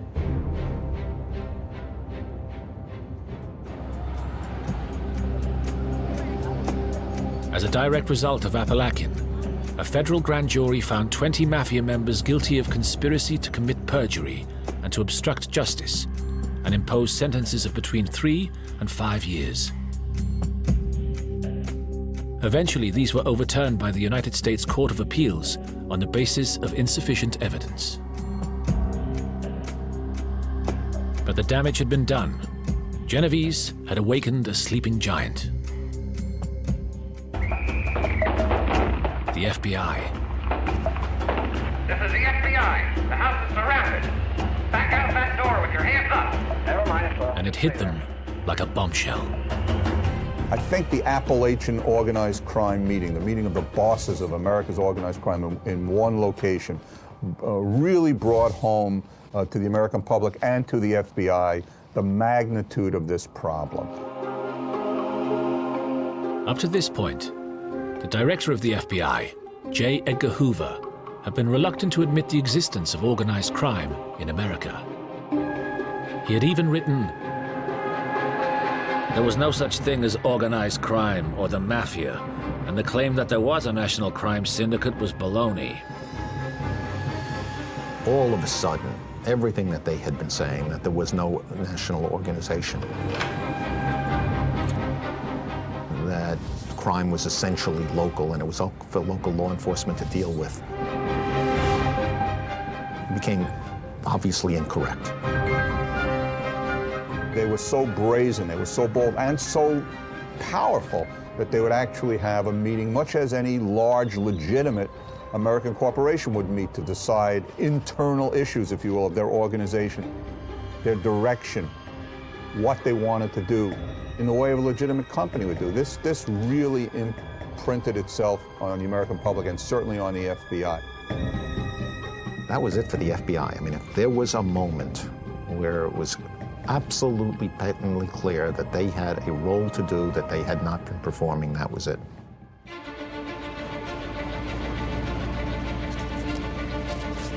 All this changed after Apalachin. The FBI were galvanized into action. Hoover immediately commissioned a special report to confirm whether the Mafia actually existed.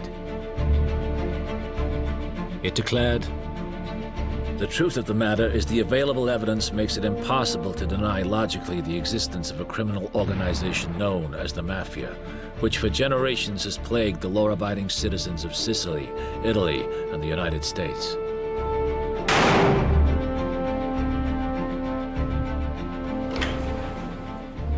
After the Appalachian meeting, the intelligence gathering about organized crime became very much institutionalized inside the FBI.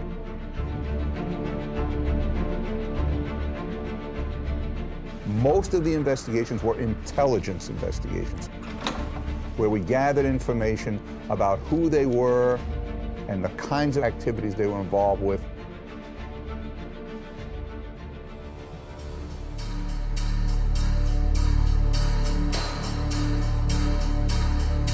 As a direct result of the Appalachian raid, the Federal Bureau of Narcotics was instructed to target Vito Genovese in their fight against drugs. Open up! When you fellas, come on! What about the government's charge that you're the right man, that you're the #1 man in this narcotics business? Charges are fantastic and ridiculous. You think That's what they are. And have you ever known anyone in the narcotics racket? Have you not known I anyone? never did.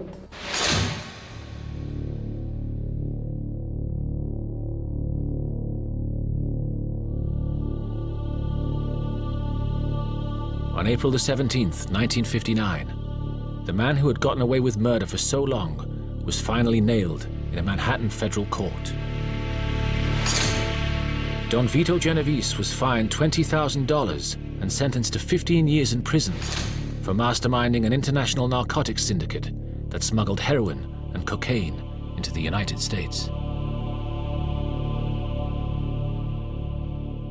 Never underestimate the menace that Vito Genovese left with even with his departure. It was he who was so instrumental, one of the key players in bringing in the scourge of heroin narcotics into America. Without him, it might never have occurred. He opened up these opportunities that the Mafia would use widespread distribution into the inner cities of America, the biggest cities, New York, Chicago. For the first time, you had the mass appeal of a narcotics contagion that enveloped the country. And one person who has to bear some of that responsibility is Don Vito Genovese.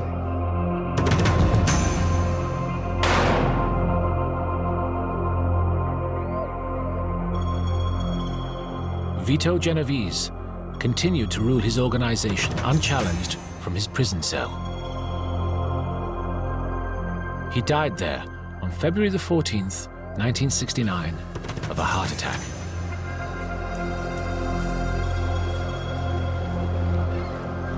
His legacy was that he left behind the most powerful mafia organization in America that bears his name to this day.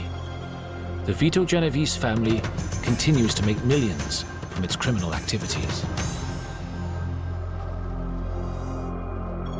But he left another, more damaging legacy to the mob. Genovese had exposed the Mafia to the FBI. The Appalachian disaster would signal the beginning of their crackdown on organized crime in America.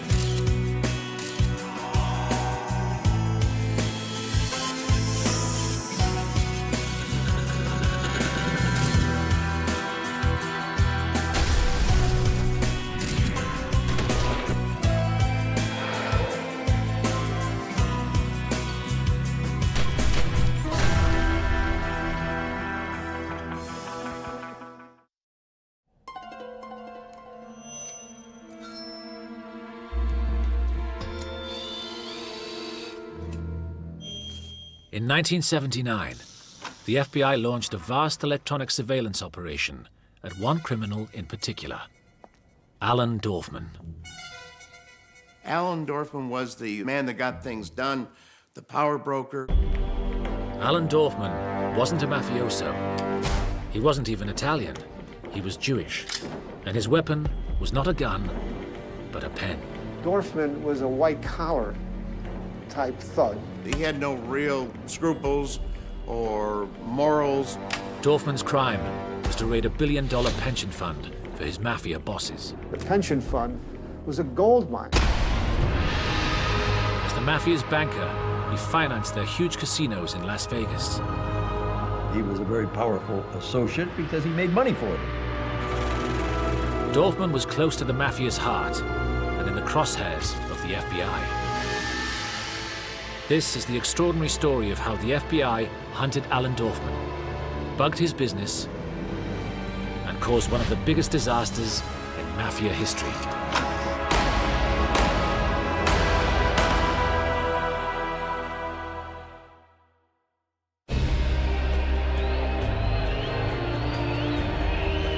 Alan Dorfman need not have been a mobster.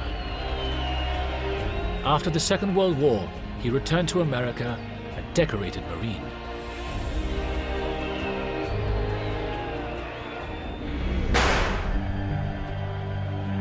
But he could only find work as a women's self-defense instructor and sports coach, earning just $4,000 a year. Dorfman was going nowhere, and he wanted more.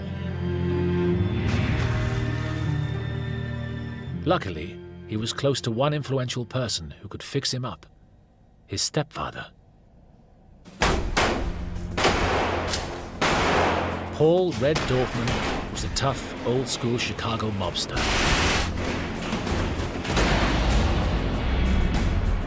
His power base was in the growing trade union movement, including the mighty Teamsters Union. By 1953, with 1.2 million members working in transport nationwide, a Teamsters strike could paralyze the United States. The Teamsters had what the mob liked: real muscle.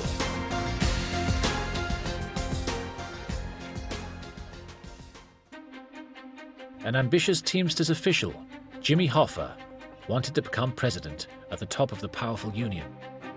Red Dorfman agreed to help. There was a lot of intelligence information that Hoffa had made accommodations with organized crime in order to rise to the power that he developed.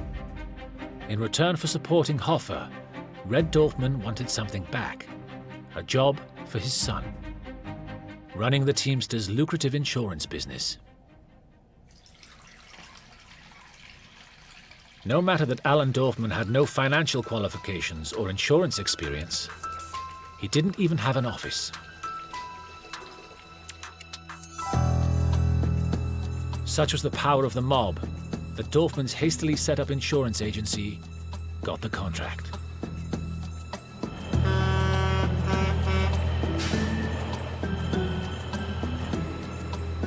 The Teamsters employers now paid Dorfman's agency an insurance premium for every union man. And so, for new insurance executive Alan Dorfman, the good times began to roll.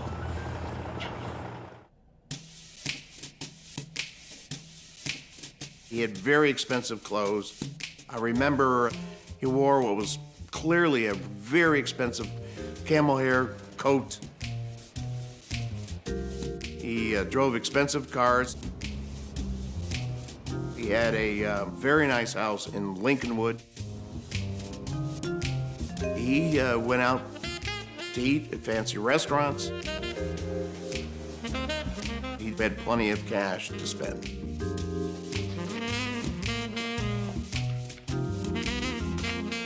The deal worked out well for both sides.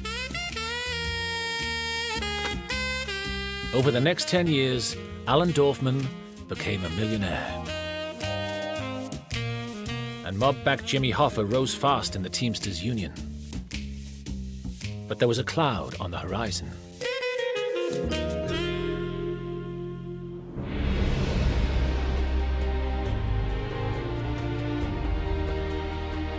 In Washington, the authorities were increasingly concerned by the unholy alliance of organized crime and the labor movement.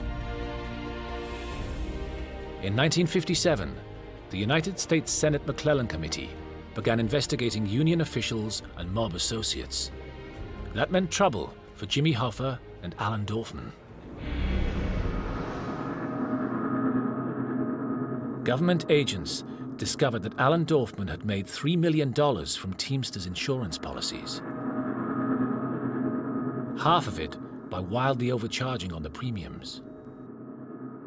The high insurance fees were not illegal, and the committee could do nothing about it. But committee investigators did soon discover illegal practices. Dorfman had siphoned off over $330,000 in cash from his company for unspecified expenses, and Hoffa had been lent cash that was never returned. A young lawyer, Robert F. Kennedy, was the committee's legal counsel. He asked Hoffa to explain himself. Did you borrow all this money on the same day, and you don't know what it was for? What's for expenditures that I needed at that time. I can't recall offhand. And this was in cash also? That's right. And no collateral, no note? That's right. And no interest paid? That's right. Has it been paid back? No, it has not. Although the committee strongly suspected that stolen cash was being used for illegal payoffs and kickbacks to union officials, they couldn't prove it.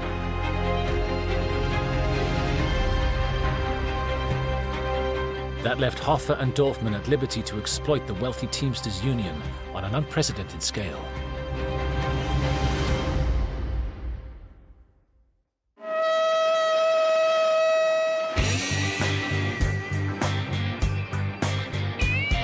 Although the Teamsters insurance business was a good money spinner for Dorfman, it was dwarfed by the possibilities of the vast Teamsters pension fund.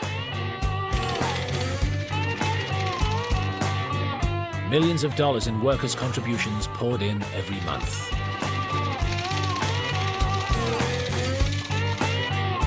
The question was, where to invest it? Other funds invested prudently, spreading risk, but Alan Dorfman helped Hoffa pour tens of millions of dollars of Teamsters loans into just one client's pocket, the mob. Teamsters especially, the pension fund, was a gold mine. It was the goose that laid the golden egg. The Central States Pension Fund earned the nickname the Mafia Bank. And what did the gangsters do with all these millions?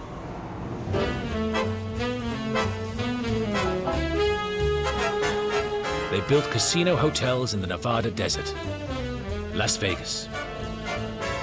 The first casino out here, the Flamingo Hotel, was built by the mob. As a strip group, not all of it was mob money. Most of it was. The Stardust, the Fremont, and the Desert Inn were all funded by multi-million-dollar loans from the Teamsters Pension Fund. And in the 1960s, these casinos were owned and controlled by the Mafia. Dorfman was absolutely instrumental in that. He engineered, by and large, the mob's influence in the Las Vegas casinos and the purchase of those casinos with the hidden interests of the various mobsters. Hoffa and Dorfman approved 60 loans totaling a mammoth $91 million on strangely favorable terms to the mob. The people who got the loans did not have to pledge any collateral, did not have to have the normal background checks that a bank would have conducted before giving multi-million-dollar loans. There was a reason for this lax lending policy. Every time they approved a loan, up to 10% was taken as a kickback by Hoffa and Dorfman. Alan Dorfman arranged a lot of loans. He took a fee on every one of them. The kickbacks could be huge. If you want to put up a building and it would cost with your profit, $900,000 to put it up, but you've got to give me $100,000, you make your bid $1 million. Everybody thought that was fine. There was enough money for everybody. The Mafia generally didn't like to pay money back. But provided Hoffa and Dorfman got their kickback, they didn't seem to care if the Teamsters never saw their money again.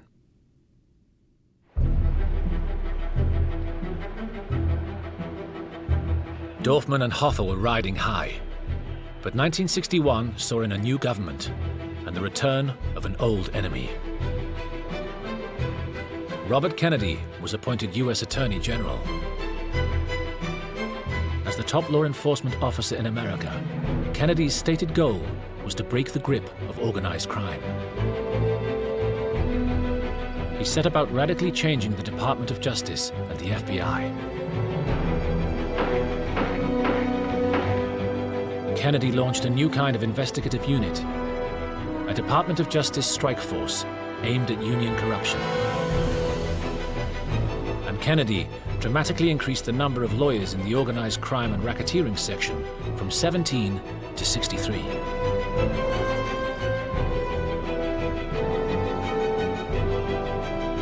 One unit was very much at the forefront of the campaign. It was called the Labor Rights Unit, and I was in it. And the press called it the Get Hoffa Unit. To get Hoffa was harder than it sounds. In October 1962, the unit did prosecute Hoffa, alleging he'd received improper payments from a trucking company. But the verdict was far from certain. Then, they got lucky.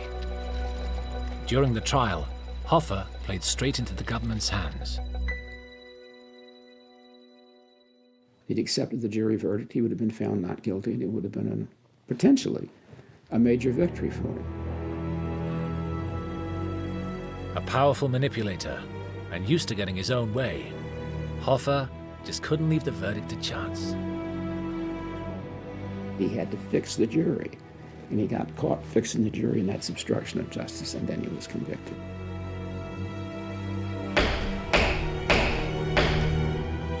A maximum 1-year sentence suddenly grew a whole lot bigger. Hoffa's mob-style jewelry tampering had backfired badly.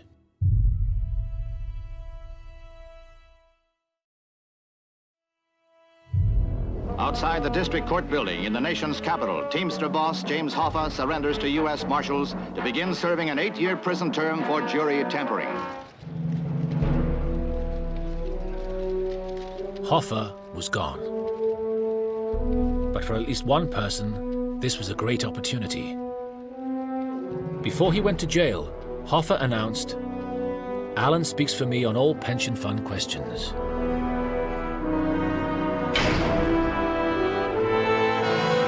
In those few words, the one-time sports coach was made one of the United States' most powerful financiers. Alan Dorfman now controlled a vast $400 million mountain of money. The title CEO of Crime Inc. would be a good description of Dorfman, or perhaps a better one would be Chief Financial Officer of the mob. I don't think anybody could have done what he did because he had the skills and the character and the lack of morality to do what was necessary for the mob. But Dorfman discovered he was not allowed complete control. Access to the pension fund was just too important to the mob.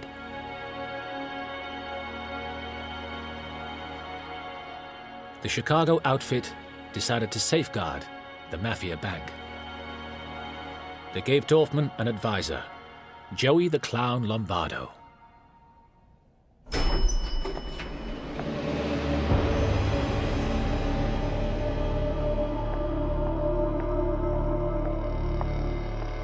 The outfit did not trust Alan Dorfman and therefore placed Lombardo in the position that he had, which was an overseer. Joey the Clown Lombardo was a serious mobster. He may have earned his name joking around, but he was a shrewd businessman and a killer. I don't think Lombardo respected anyone. I think he had a grudging respect for Dorfman for what he could do. But Joe Lombardo liked Joe Lombardo, and that was about the extent of the people he liked.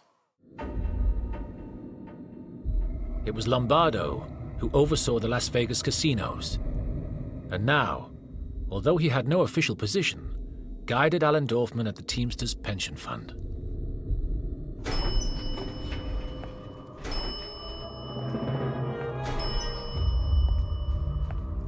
He did show up on almost a daily basis to find out exactly what Dorfman was doing and to provide guidance, to direct Dorfman to make sure that he did as the outfit wanted him to do. That's the one person you don't hear Dorfman arguing much with. But the two men got along well. With Lombardo's backing, Dorfman approved million-dollar loans designed to leach cash directly into mob hands. It was no secret that he was in the pocket of organized crime. He was a tool of the Chicago outfit. They controlled Dorfman. No matter that a string of businesses invested in by the Teamsters pension fund went bust, and millions of dollars was effectively stolen in the process. Dorfman was a white-collar type thug. He controlled money. Dorfman would never be involved in a burglary or an armed robbery or an extortion. That's not what he did. He was a different kind of criminal. Defaulted loans to just one businessman cost the pension fund $15 million. But Dorfman couldn't care less. He got paid thousands of dollars in a kickback on every one. Business was so good that he now crisscrossed the states in a private jet he'd bought from Frank Sinatra. But when one such deal and kickback went sour, the FBI pounced.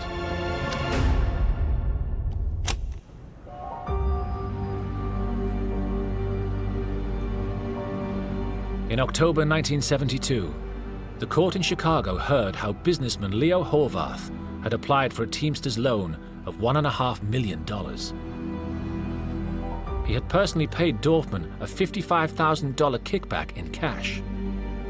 2 days later, Dorfman approved the loan. At last, this scam was exposed, and Dorfman was found guilty. It seemed the Mafia's banker was in real trouble. But for some reason, the trial judge sentenced Dorfman to just 1 year in federal prison. Far from being a killer blow to his career, it hardly even broke his stride. In the 1972 fraud conviction, didn't rat on anyone, which probably enhanced his reputation with the mob at that time. And he did his thing and came out and kept on going.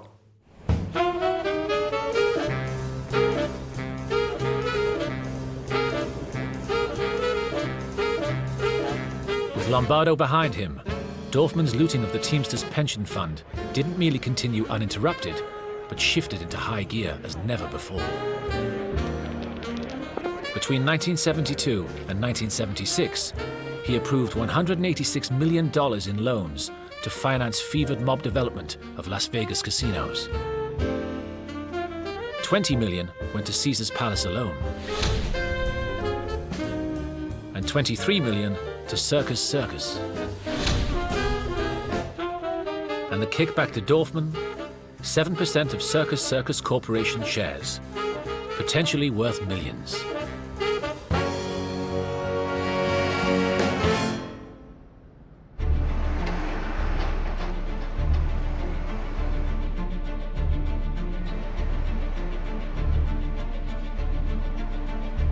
But the FBI hadn't given up the hunt for Dorfman. In 1974, They'd found enough evidence to charge Dorfman and Lombardo with milking the Teamsters pension fund of $1.4 million. Dorfman was again just a step away from a long prison sentence. Key witness for the prosecution was businessman Daniel Seifert, who had been talking to the feds.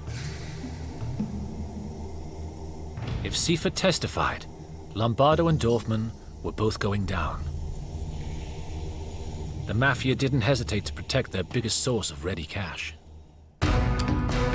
They had no hesitation eliminating witnesses if it would keep them out of court.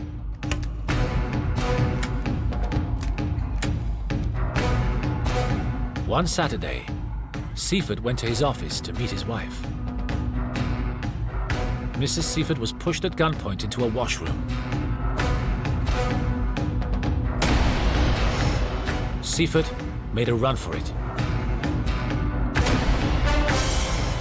The first shotgun blast failed to stop him, but a second blast to the chest brought him down. Finally, to leave no doubt, Daniel Seifert was shot at point-blank range.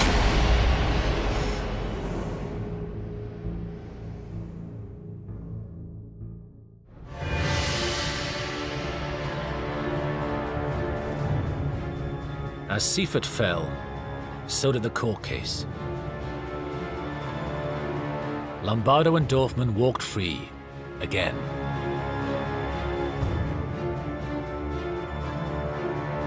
It was clear to the Department of Justice and the FBI that Joe Lombardo and the Chicago outfit would stop at nothing to keep Dorfman and the Mafia bank in business. And they were right. Even old friends were not safe.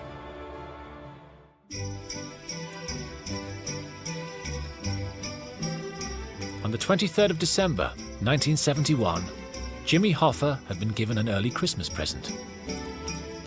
A pardon from President Nixon. But although released from prison, Hoffa also wanted something else, his old job back. I have never sold a work around. I have negotiated the best contracts in America. Nobody can deny it. They don't even try to deny it. I've got eyeglasses, teeth, pension funds, conditions, and the highest wages in the whole world for our people. Talk to our people. Let them be the judge whether or not I'm a labor leader or whether I'm a crook. The Mafia bosses felt their money machine was working well and considered Dorfman to be an essential cog. The return of Hoffa was something they could do without. Hoffa now rounded angrily on the mob. He spoke openly in the papers and on radio and television about exposing mob corruption and getting the mob out of the Teamsters Union. He even threatened to stop the Mafia from using the pension fund. Jimmy Hoffa sincerely thought of himself as a tough guy, as tough as anybody in the mob. He never thought that he would come to the end he came to at the hands of the mob. On the 30th of July, 1975, Jimmy Hoffa went missing. Hoffa was last seen alive at the fashionable Red Fox restaurant in a Detroit suburb. He waited there in vain to keep an appointment. Hoffa left his car in the restaurant car park when he vanished, and in spite of an intensive search around Detroit, there's been sight nor sound of him since.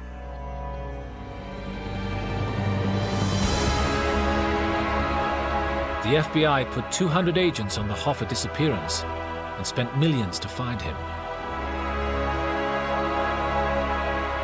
To this day, his body has never been found.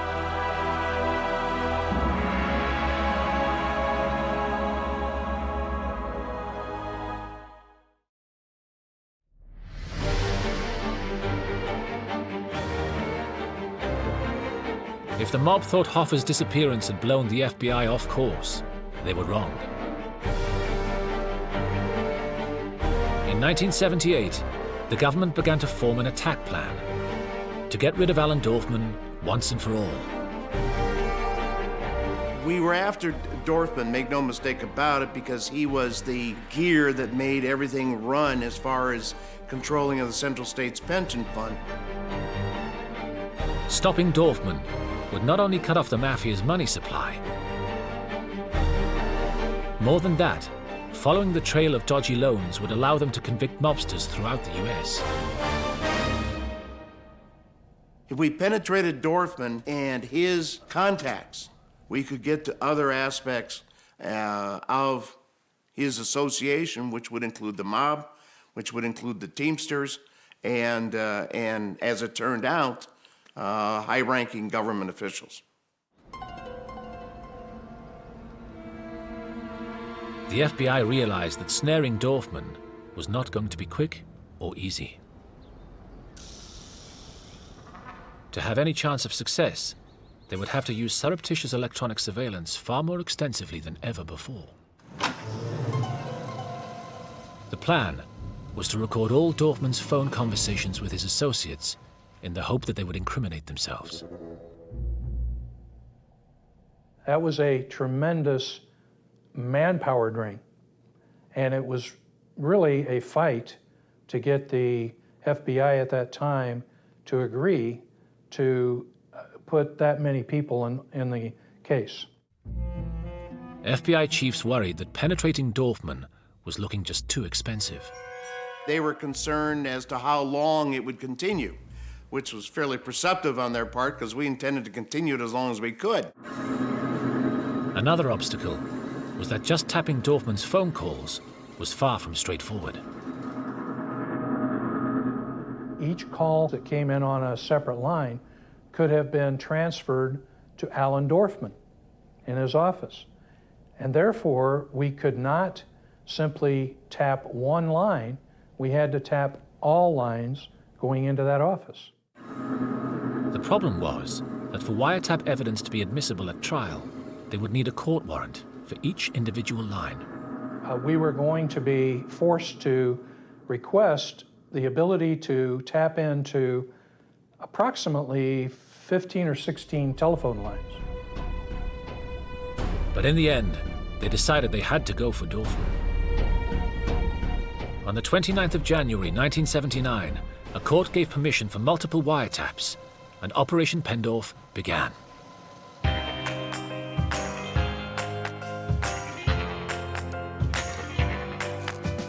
The FBI rented offices nearby so the telephone company could redirect the phone lines. Agents could monitor and record all of Dorfman's phone conversations. Immediately, his world opened up to them. On that very first day, they heard Dorfman brokering a $90 million deal for the mob concerning the Aladdin Casino Hotel, Las Vegas. Dorfman's days, as best as we could tell, when he was in the office, when he was actually working and not playing golf, was mainly communicating with the gangsters, fulfilling their needs, a problem solver, influence peddling, everything you'd think a power broker in legitimate business would do today. Just how far removed Dorfman was from legitimate business was shown only a few days later. On February the 2nd, agents were stunned when Dorfman's conversations involved loan sharking, a takeover of the Teamsters pension fund, the unlawful use of gold certificates, and even a plan to kill the Teamsters president. And that was just one day's work for Alan Dorfman.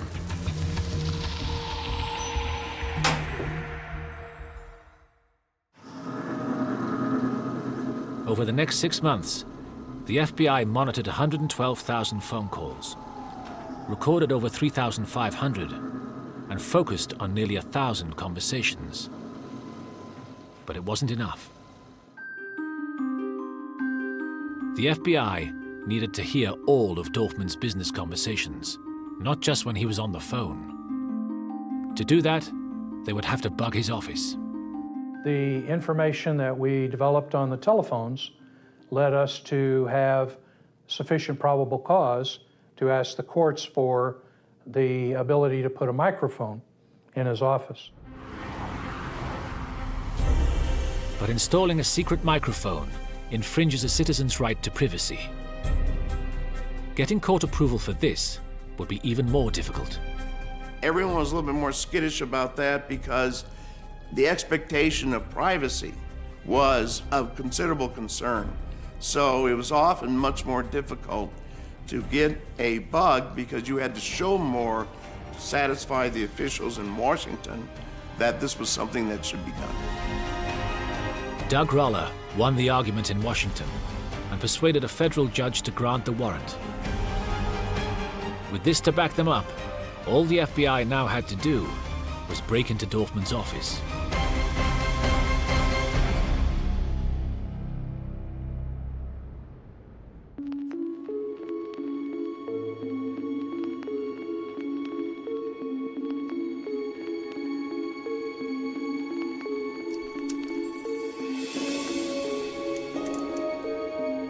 We entered Dorfman's office surreptitiously late at night because we had an informant who worked for Alan Dorfman's office.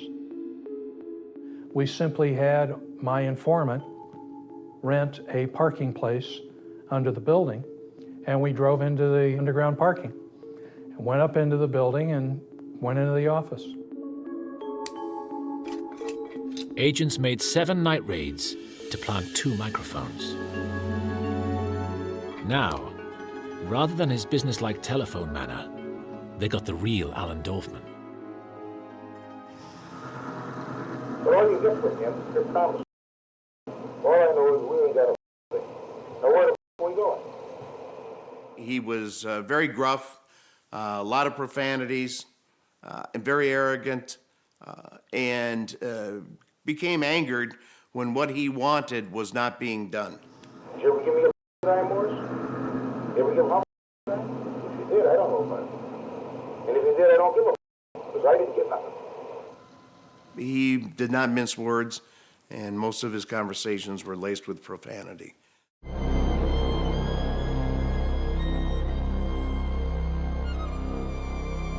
But when the FBI microphones overheard Dorfman's meetings with Joey the Clown Lombardo, the agents heard the usually arrogant loudmouth transform. He would walk around Las Vegas shouting orders like a Marine sergeant. And then when he met the mob boss in Chicago, he was a meek, mild businessman. What did he get out of it? I would say he got somewhere between 3 and 5 million. Yeah, got 25% beyond. That's right. That's the player we want right now. Well, you can make the demand. Make the demand. Now he's in trouble. Our opinion of Joe Lombardo actually improved as we listened to the conversations.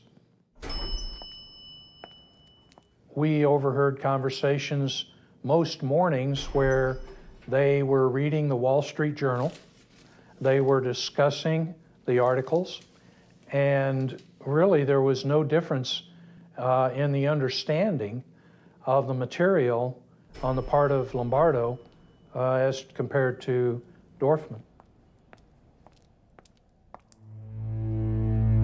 But there was a significant difference between Joey Lombardo and Alan Dorfman, as Lombardo clearly revealed on tape in a meeting with Morris Schenker, a Dorfman associate.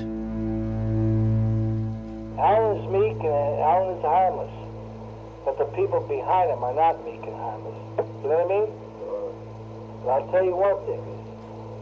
You said you're 72? No, I'm just telling you. I'm just telling you.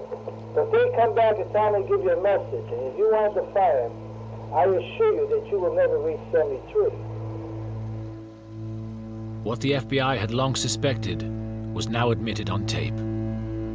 Joey Lombardo was a mob enforcer and would stop at nothing to back up their money man, Alan Dorfman.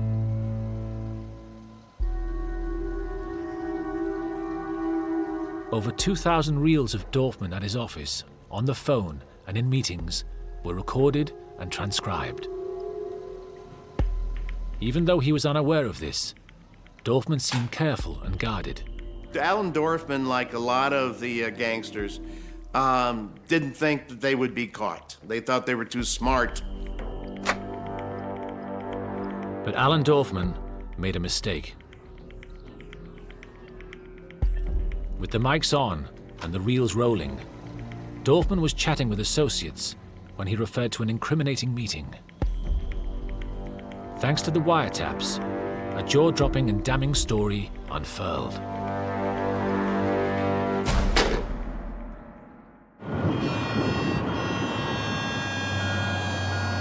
Teamsters president, Roy L. Williams, had a problem with a government bill to deregulate the trucking industry. Any breakup of the Teamsters monopoly meant a loss of money and power for the union.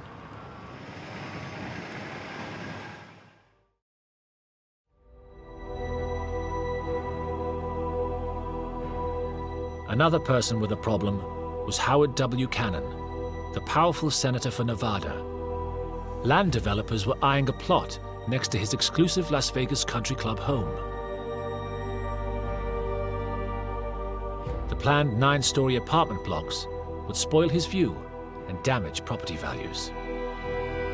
The vacant lot was owned by the Teamsters Central States Pension Fund.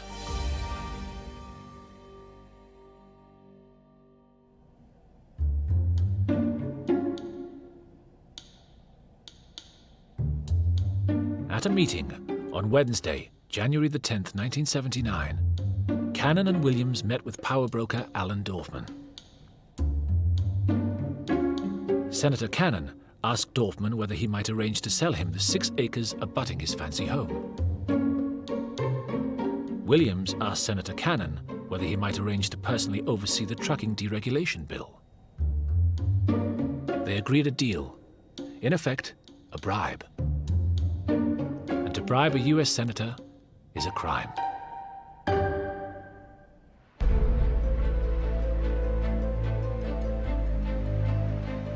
In Washington, Cannon delivered on his part of the bargain. As chairman, he steered the trucking bill into his Commerce Committee, where it was delayed and watered down. But Dorfman found to his dismay that he couldn't deliver on his side. Recent legislation had stopped him dealing in land as he pleased.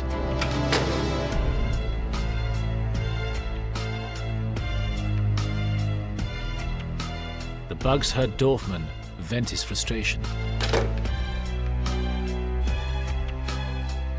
In the bug, Dorfman is going on about, you know how terrible this was. These guys were pieces of shit. And in the old days, we could have just had the Teamsters out there bought in and give it to them. But we can't do that now because everyone's watching us.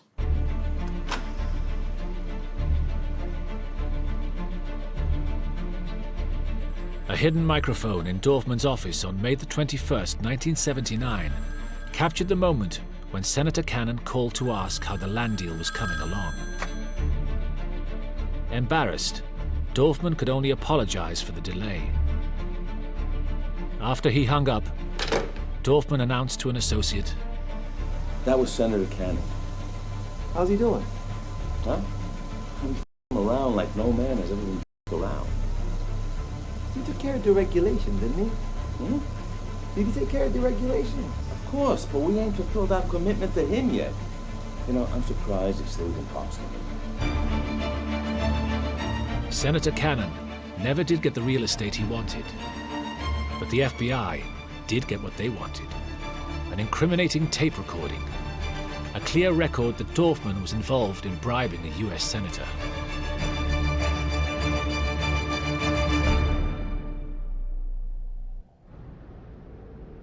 At the beginning of 1980, after a record-breaking 13 months, the Chicago strike force went public with Operation Pendorf. The top-secret surveillance had worked. Senator Cannon was quick to defend himself from press accusations of any wrongdoing.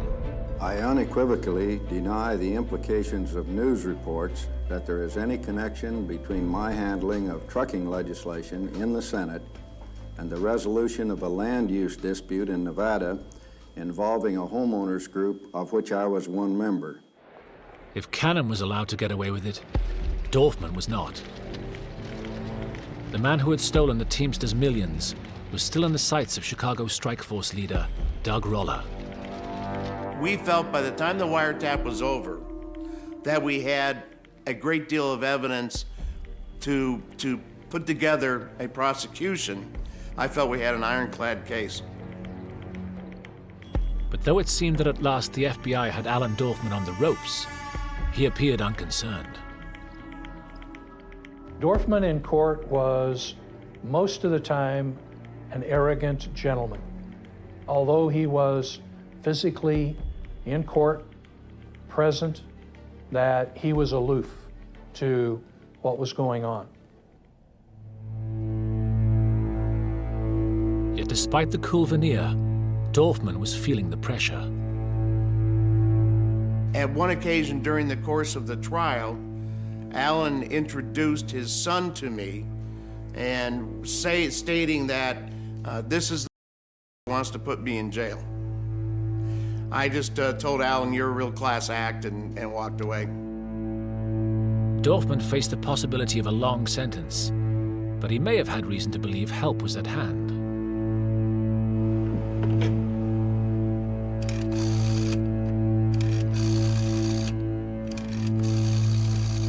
Because Dorfman could rely on more than just his lawyers. To protect their banker, the Mafia were helping the jurors come to a sensible decision.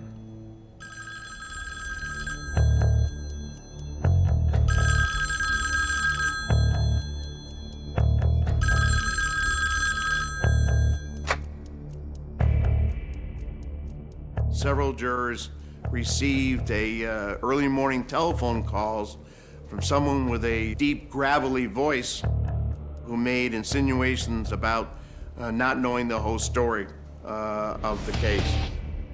When the jurors reported the illegal phone calls to the judge, he immediately sequestered them.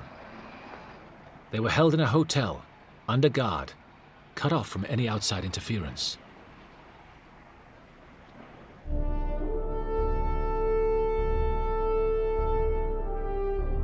For once, the underworld's attempts at jury tampering failed. Traditional mob methods just didn't work anymore. No shotgun blasts could silence a witness. As the Pendorf tapes were played in court, the battle lines with the Mafia were redrawn. The accused had now become witnesses against themselves. As Dorfman's tape played, profanity, anger, and frustration resounded in court. You know, when this commitment was arranged, Roy, you sat in that same room. You made the same commitment I made. Now, the property's gone. Let it go. But I'll tell you something. I don't give a if you have a deregulation shoved up your or whatever happens.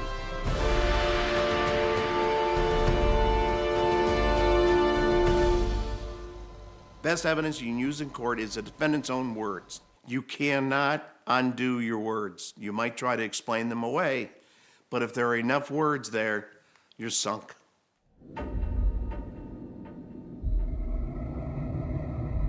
On December the 15th, 1982, Alan Dorfman, charged with conspiring to bribe Senator Howard Cannon, received the jury's verdict. Guilty.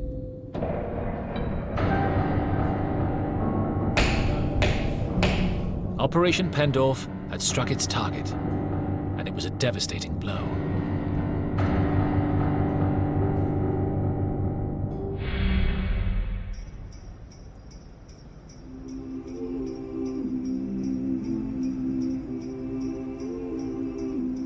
It was a grim Christmas in Chicago for 60-year-old Alan Dorfman. Although he was released on bail, the new year might bring him a 55-year prison sentence. But sentencing was not for 8 weeks. Plenty of time to cut a deal.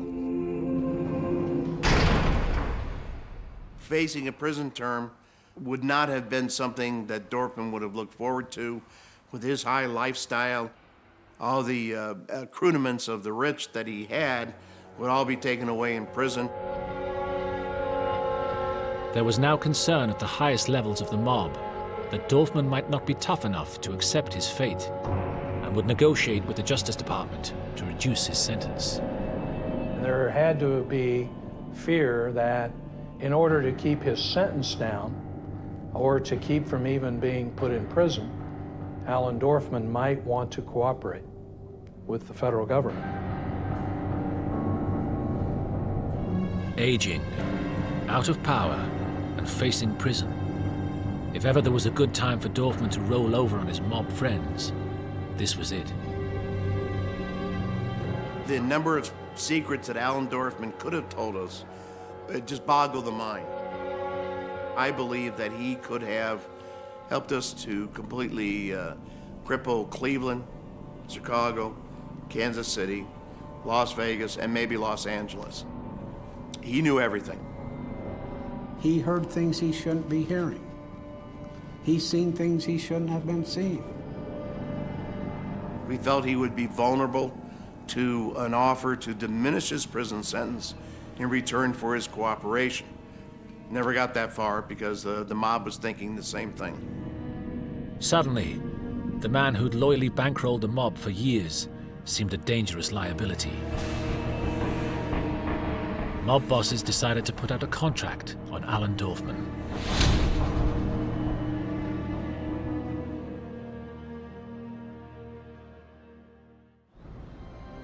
On the 20th of January, 1983, Alan Dorfman and an old friend and associate went out to eat at the Hyatt Hotel in Lincolnwood, northwest Chicago.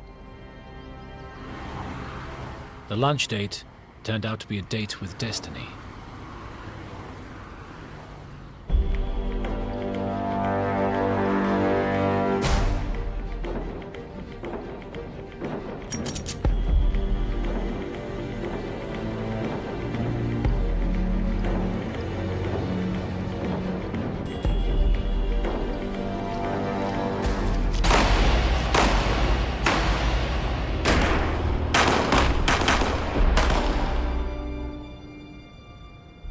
Alan Dorfman had just kept 30 years of mob secrets the hard way.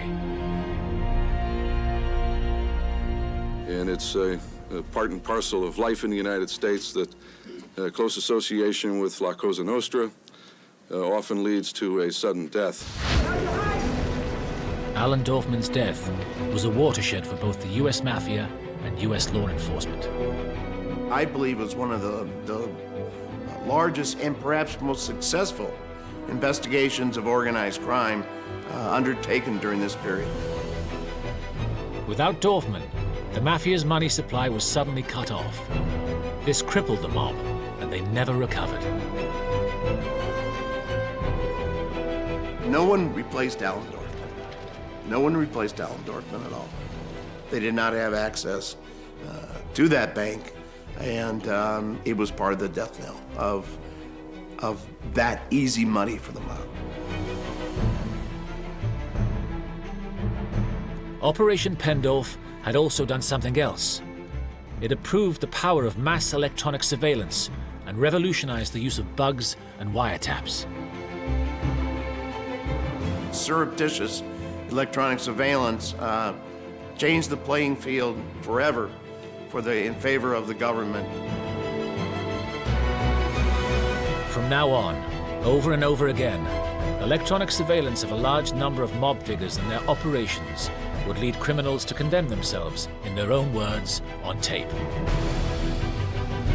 There was nowhere to hide, no witnesses to silence. The FBI had at last found a way to break the Mafia.